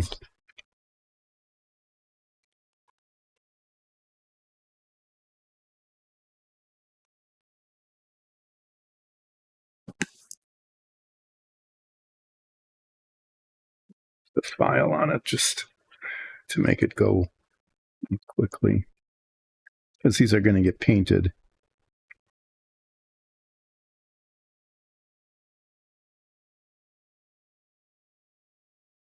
I just don't want little sprue bits sticking out of the beady eyeball.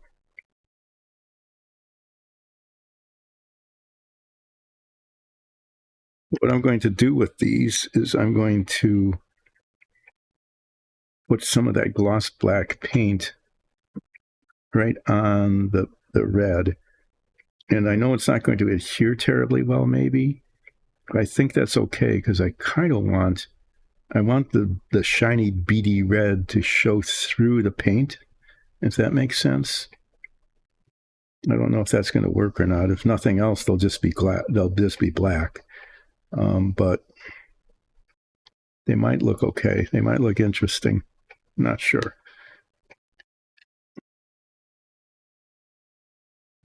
So there they are. Need some more of that glossy black paint because that's dead.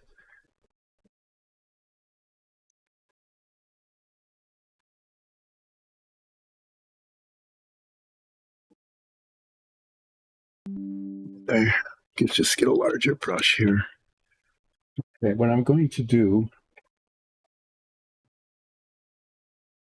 take a pin. You'll understand why I'm doing this in a moment.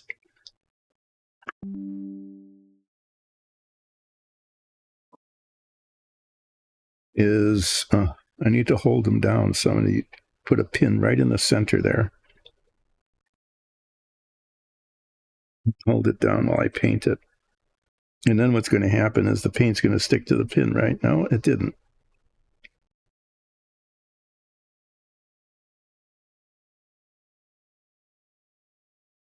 So now instead of red, glaring red beady eyeballs, I've got just black beady eyeballs. There. Eventually that paint will dry, and then I can glue them on to the fronts of the eyes. And I'm going to do that. When I do that, I'm going to put this guy in a box so that when I drop the eyeballs, they fall into the box and not on the floor, where I wouldn't ever be able to find them again. Yeah, I needed the ivory paint again.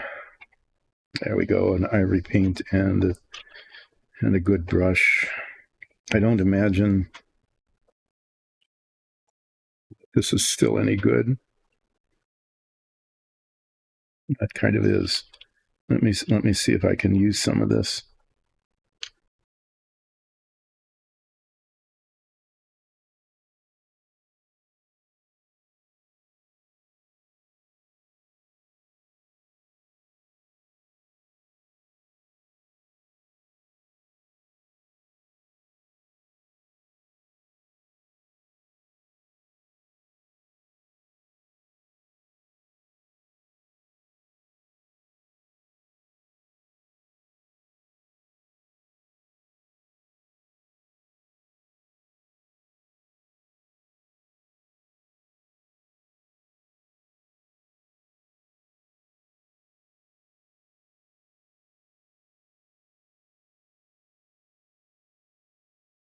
Getting a nice clean line, probably because the paint is too thick.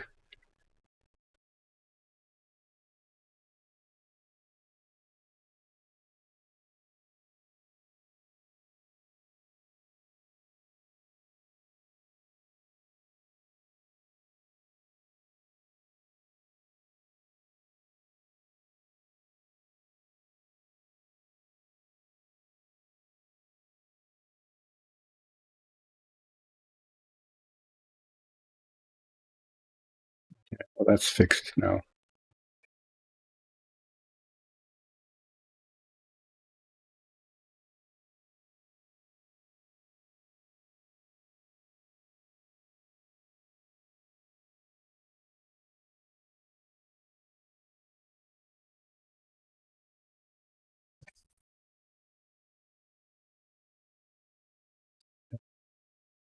Done with that.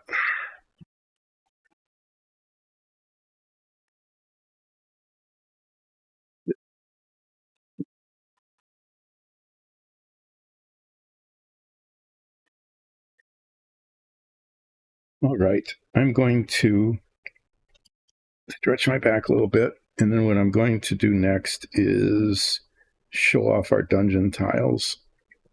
Well, that's just sitting there because I'm not sure. I think the next thing to paint is the inside of the letters.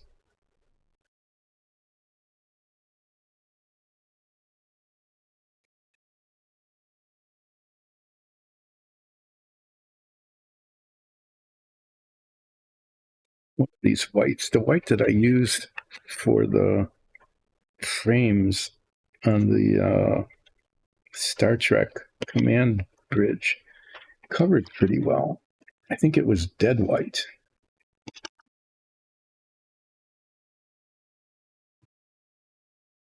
These colors over here where they're in the way. Move that out of the way. Away. Okay, I'm going to just slide all of this stuff up out of the way. And what I'm going to do next is show off Dyson Dungeons dungeon tiles. I'm going to do that. I haven't done that in a while. And I've got some over here that I'm going to show to you.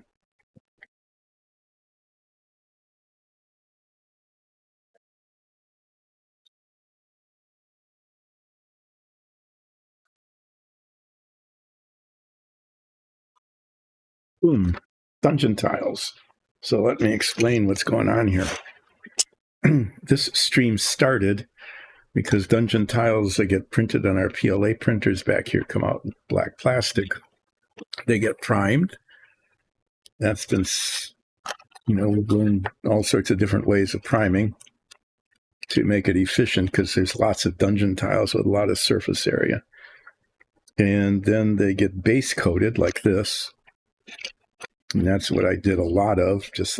That's why I have large bottles of gray paint and brown paint, is because a lot of surface area on these tiles.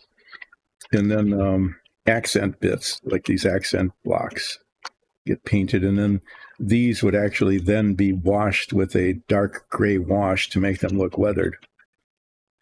These are really cool dungeon tiles because look at that. They stick together. But then they also come apart. And then you can rotate them. And then they stick together again. And then you can do this. And they stick together again. And this is just cardboard, so they're not like magnetically attached to the base like you can get some. These attach to each other because in the bottoms of each of these corners, there's two little ball magnets, and they rotate in their pockets, so they orient themselves to however you want to arrange your dungeon tiles. And so what we learned is by doing that, we can take them apart and store them any way we want, but also reconfigure them really easily. And once they're reconfigured, they're stable. So these are rough stone. These are pretty cool. These are wood, right? And you can see like the detail. There's a lot. The print comes out with really good wood grain, and then they have these stucco panels. These take a little while to paint because they're primed, and then they're base coated in kind of a beige color, and then the beige is washed over with a reddish brown ink to give it, it looks really good. It looks like dark oak. And then the stucco panels need to be painted individually, front and back. That's the other thing too, is these dungeon tiles have fronts and backs, so you can look at it from the outside as well. It just happens that this also has one of the other features of our tiles, which are operating doors. Look at that. They work. So when you're, walking through your dungeon and you go, oh no, there's a door. I wonder what could be on the other side of that door. I think I'm going to be cautious. You can stand your minifig here. You'll see that on the show. And the door opens and you're hidden back here. Here, I've got a little minifig here. I'll use her because she's bright. Okay. Halfling fire wizard stands there and goes, and then I don't know, maybe this orc comes through. Here. Oh, gotcha. That could happen right there on the show. These are some minifigs I painted, by the way, that have not yet appeared in our show, but they might sometime. They're part of they belong to the same mercenary company that we do. It was 4 of them, but that's just 2 of them. I just wanted to show off the dungeon tiles, not the minifigs this time. So there's that. And then these, just like the other ones, they're magnetic and they just attach to each other. Our DM, who has designed these, has made massive improvements in them as we've gone along. These are some older ones, and you can see that there's a base here that's, well, first of all, the wall and the floor are solid. And I know that they're very sturdy because I dropped a couple of these yesterday and they didn't break. Okay.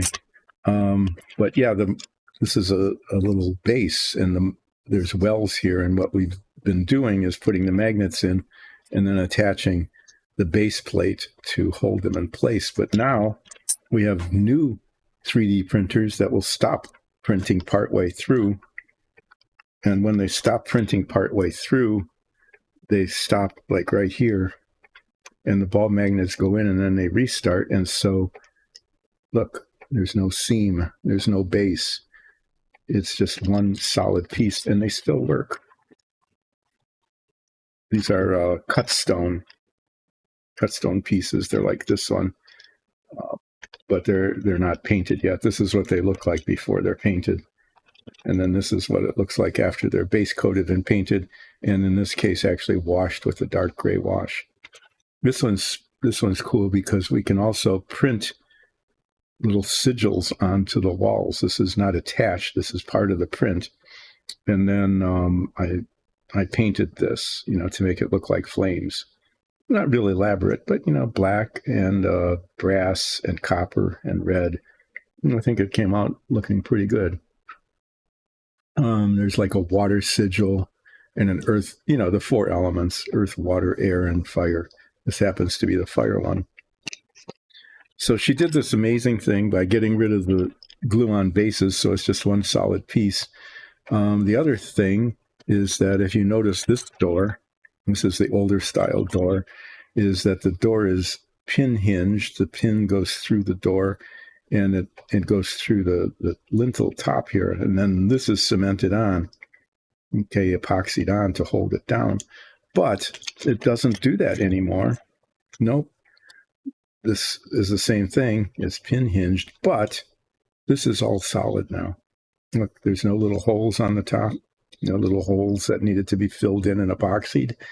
It's just that. When this gets painted, it'll be a little bit harder to paint because the door has to be painted in situ. Okay. But, it's not that hard to get all the things painted. It just takes a little while. So that's pretty cool. The other thing that happened is because these are on a PLA printer, and the string, the thing goes back and forth, and an overhang like this, I haven't cleaned this up. You can see what happens is that the strings dangle. The little filaments kind of dangle initially as it builds up. And somehow, and I don't know how she managed to do this, it doesn't anymore. It's a perfectly smooth surface. So this is like just, I have to say, an exceptionally high quality tile. Okay.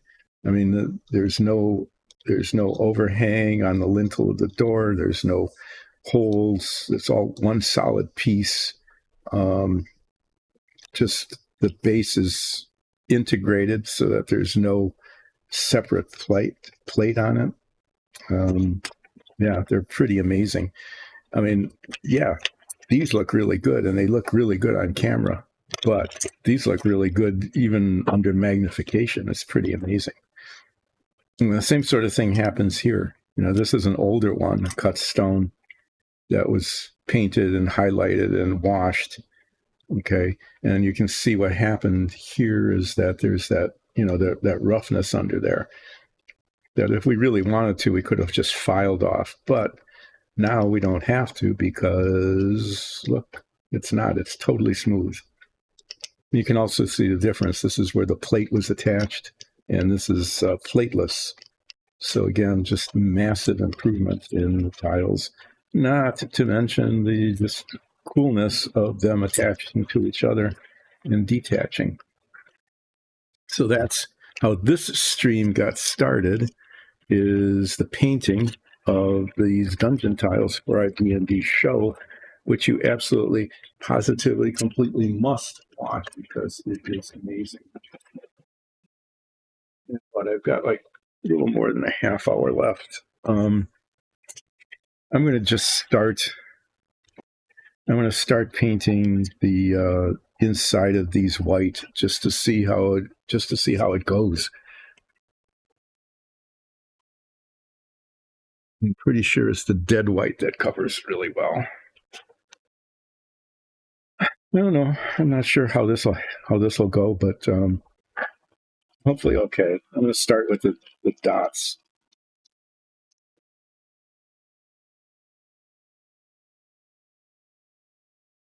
That really important phone call I was expecting at any minute hasn't happened. That's pretty annoying.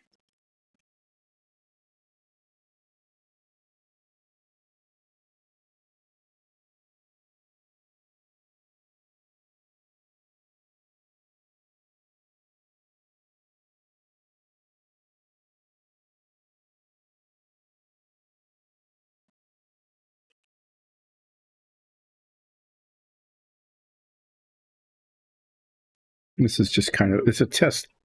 I'm testing this to see how it goes.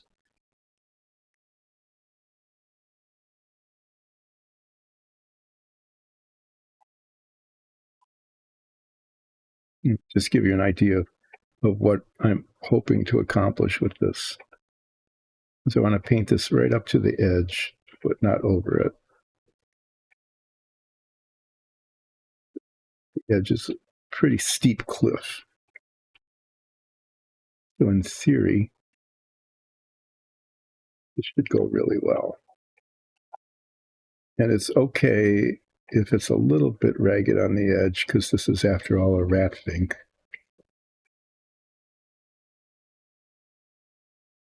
It's not bad. It covered pretty well.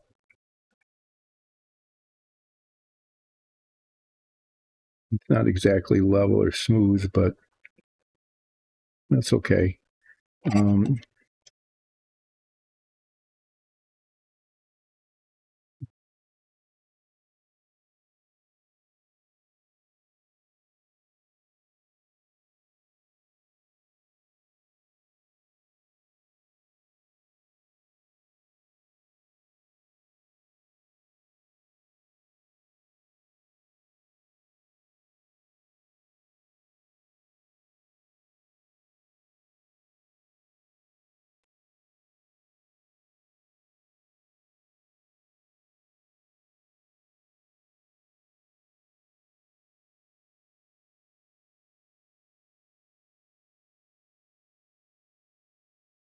It's not awful. So I'm going to declare this as, not bad. There's a lot more to go here. So I might as well start on this and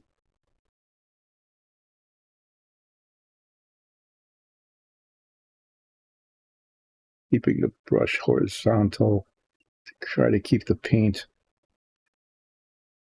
going over the edge.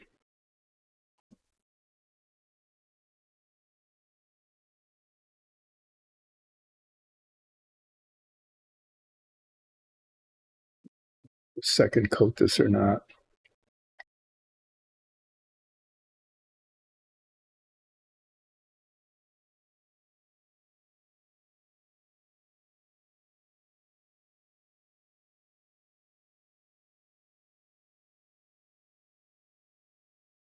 What I'm almost certain to do is almost certain to stick my finger in it. You can almost count on that happening.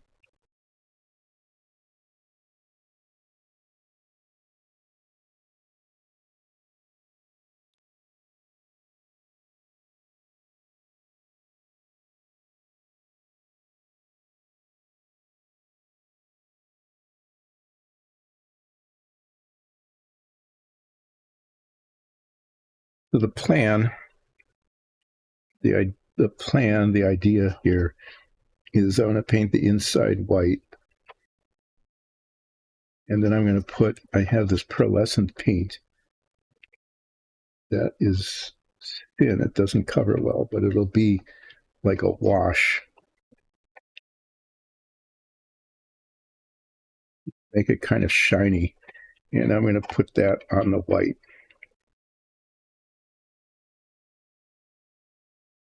Just to do it.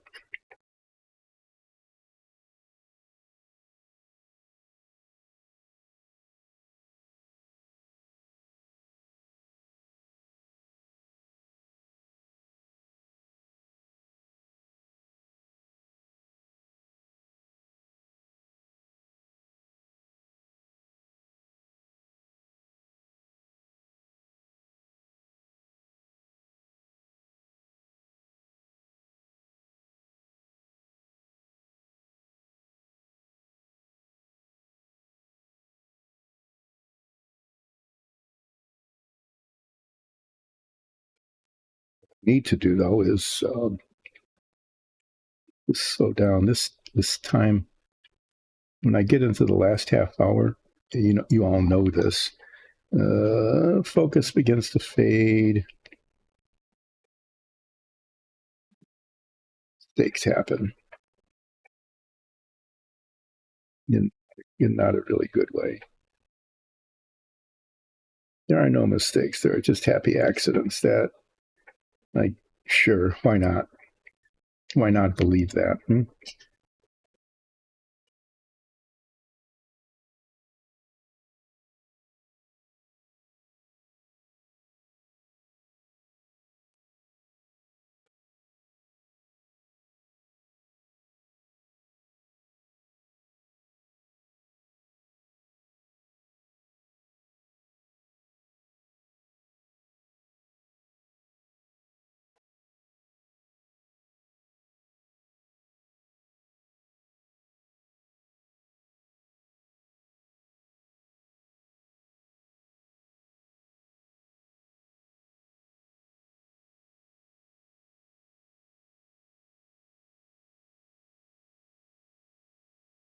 So yeah, I wanted to show off the dungeon tiles because that was the purpose of this painting.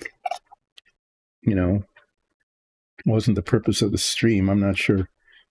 The intent was not to be streaming like this initially. It was just to get the dungeon tiles painted. What happened was our DM said, "Well, if you're going to be painting, I'm going to put up this little ring camera and give you a leftover microphone and a really fine studio, which is a workbench with a piece of cardboard on it, and you're going to stream your painting." And I thought, well, that sounds dumb, but I'm painting anyway, so why not? Turn the camera on, put on a microphone.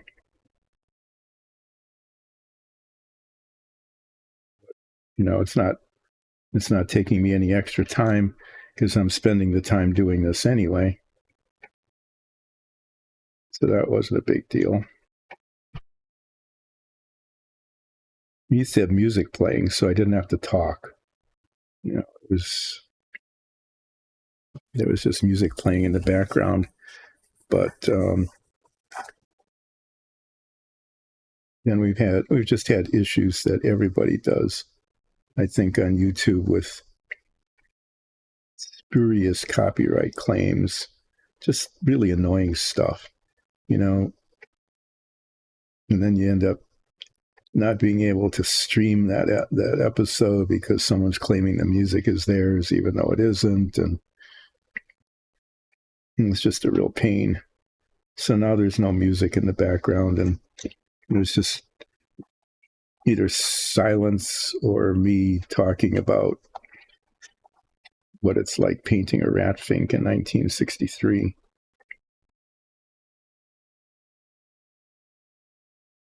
Okay, well, that means Rat Fink, not radio frequency. RF could mean that too, couldn't it? Clean this brush a little bit.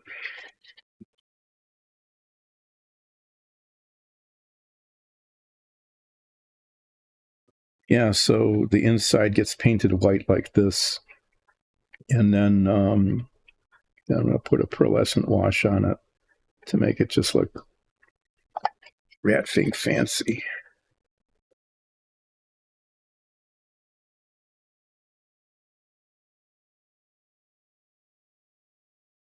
Fancy Fink. It's going to be a fancy Fink indeed.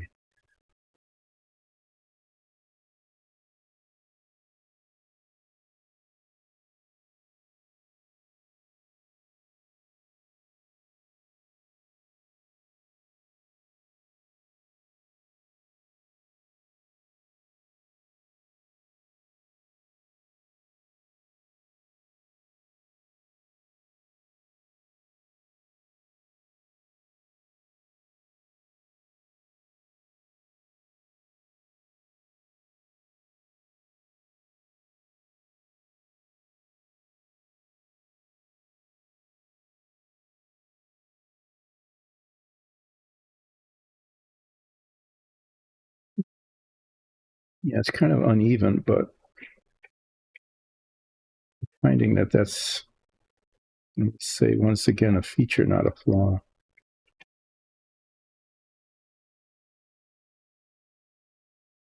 At least in how I envision this coming out.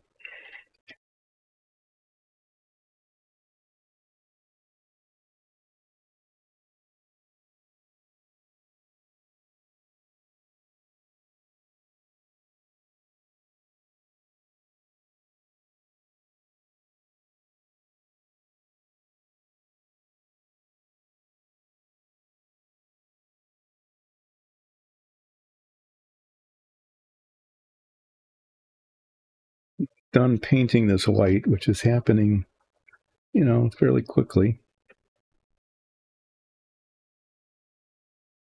Doing a little bit of touch up as the paint is still wet. And oh, I was doing so well, and then I messed up right there. I just got careless right there at the end, and now I've got a little challenge touch up there that needs to be done. Right near the end, there's hardly any left, and I just got careless and the brush slipped. Pretty typically amazing. Huh? How many times have you seen that? Like almost every time? Go ahead, say it. That's what you do. It's like, how could it not happen? It would have been extremely disappointing if it hadn't happened. That's not true. It wouldn't have been. I wouldn't have been disappointed at all if it hadn't happened. I would have been fine with it not happening.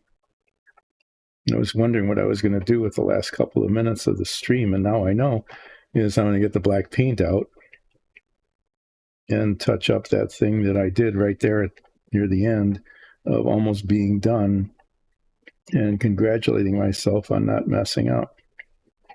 But now I can't congratulate myself on not messing up because I did in fact mess up. Yay. Keep the streak going.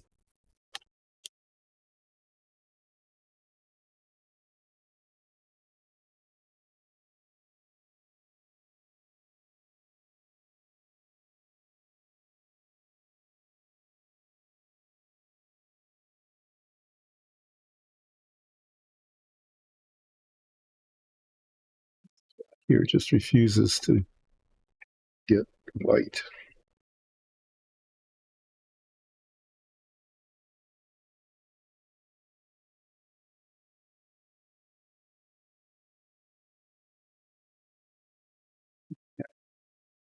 So this is where, I don't really gamble myself. I find it kind of boring, but I know people do. But you can place a bet here. Can I fix that little spot with black paint without getting the black paint onto where the white paint is? Can I do that? I'd say the odds are probably not, but I'm going to try to do that. And then I'm going to deep clean this brush.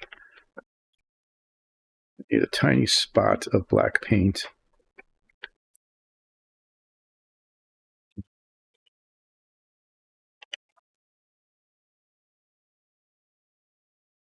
I need a tiny bitty brush. Bitty brush. And hopefully, if I come at it from this direction,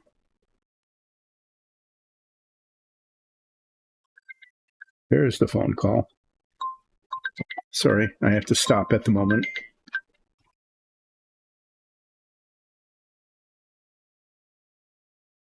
Hello?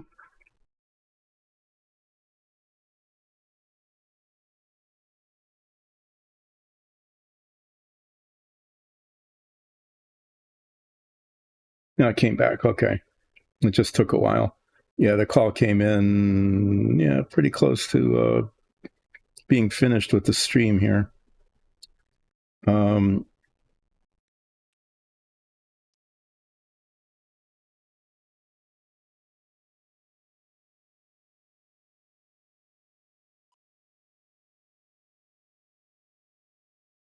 messing up my brushes.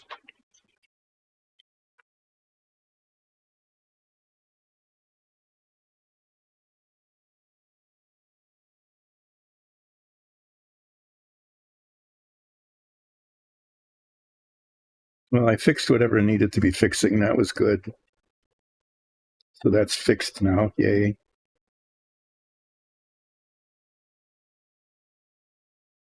So this is the part of the stream pretty much where I just talk about what I'm going to be doing next.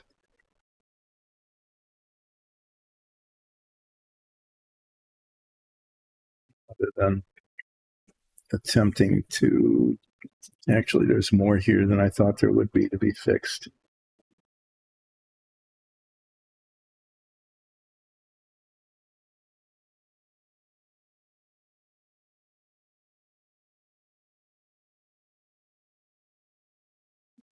Why is the paint not going where I want it, huh?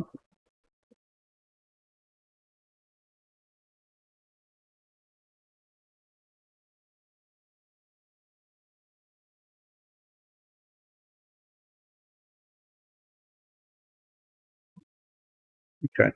I need to clean these brushes pretty thoroughly. So I'm going to do that.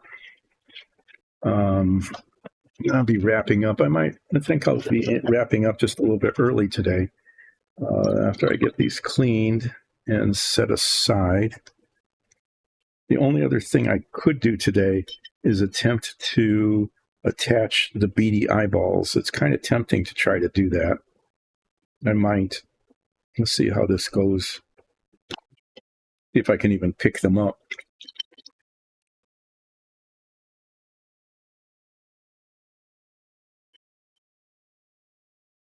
No, I know what else I can do. This is an important thing. I can try to get some of the paint off my fingers.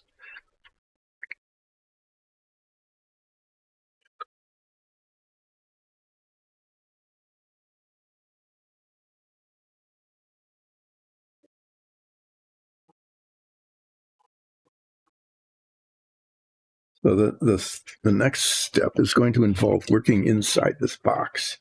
So I'm going to put it in here. This is the tail. It just keeps hanging out. Get a piece of this paper towel. Get some of this isopropyl alcohol on it. It's just rubbing alcohol, but it dissolves the paint pretty well.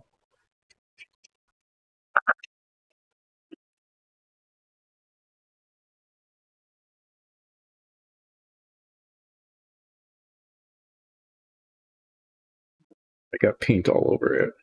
It just happens. You know, if you watch this stream, you can. I ask everybody, watch it in slow motion sometime. Go super slow motion and try to see when does the paint jump halfway across the work surface onto my fingers from where it is to where my fingers are. Because it does. It just jumps like that. I don't know how it happens. Did this not get done right? No. Just when I think it's ready, just when I think it's done, right?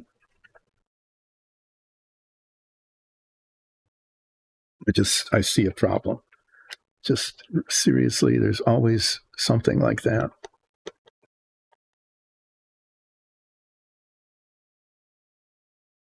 Just when I think it's over and I can move on, no, I can see that I just completely missed the bottom of the F. See that? I just completely missed it. And now it's unmissed. And now my paint brush is full of paint again. Oh yeah, I forgot I dropped my little saw on the floor. Yeah, that kind of thing. That kind of thing is a thing. Is a thing. Is a thing. Is a thing.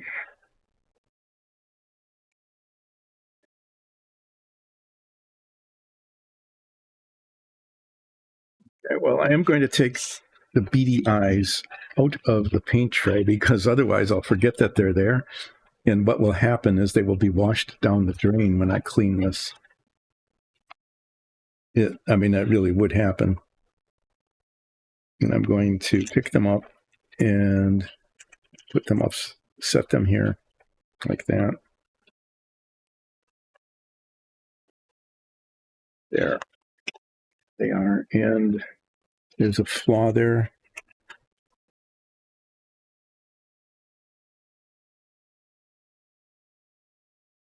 Get the sprue off completely, it looks like, but maybe it's just paint. So these are the beady eyeballs, and now they're black like they should be instead of red. And they go on the eyes. And somehow I'm supposed to be able to pick them up and stick them on there. That will look pretty good. But I need some sort of need to put contact cement. Yeah, I'm going to use that. Still got a little time left.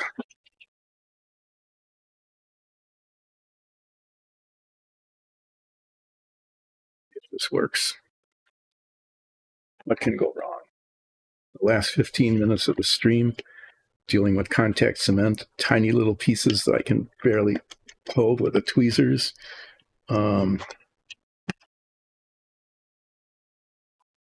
Stuff that fell on the floor that I haven't picked up. Just nothing. I mean, it's just how could anything possibly go wrong? Let's see if I can make it happen.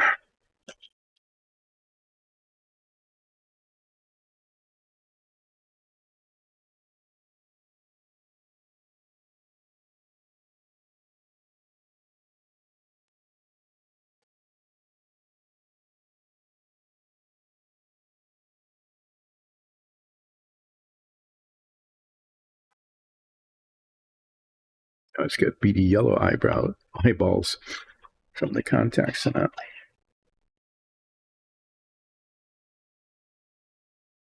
This is supposed to be on both sides. And then you touch them to each other. But I've discovered that this is actually really quite decent adhesive, and that it actually grips like a glue would. So I'm going to try that. I want to see if that works.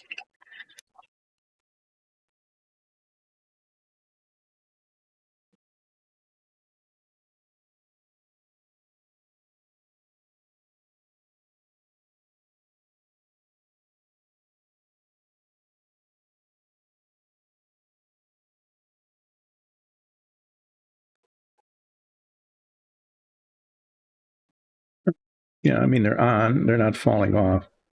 I will find out on Friday. I'll find out on Friday if they actually stay on or not.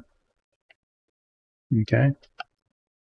But right now there is that. And what's really cool is they're black, but the red still kind of shows through. They look pretty good. They look pretty Rat Finky, I have to say.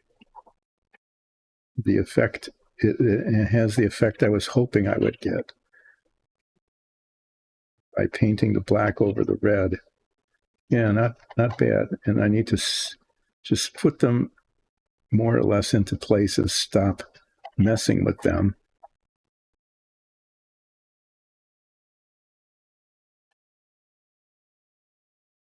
All right, there. So this is kept up. This is there. So this is Rat Fink coming along. I got his face pretty well done.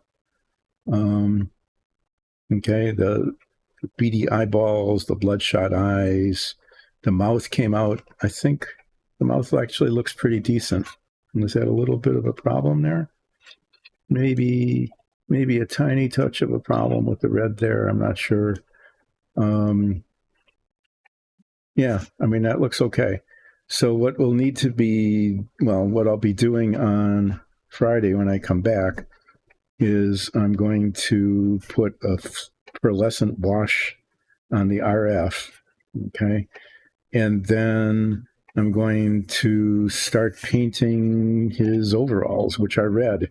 So I need to paint around the edges, okay, all around the edges. And it's just painting edges and then painting a whole lot of surface area red. And then after that, then the arms, the fur, the feet and the arms and the face and stuff get painted gray. So there's that. So there, and eventually the tail. So I'm going to wrap up now.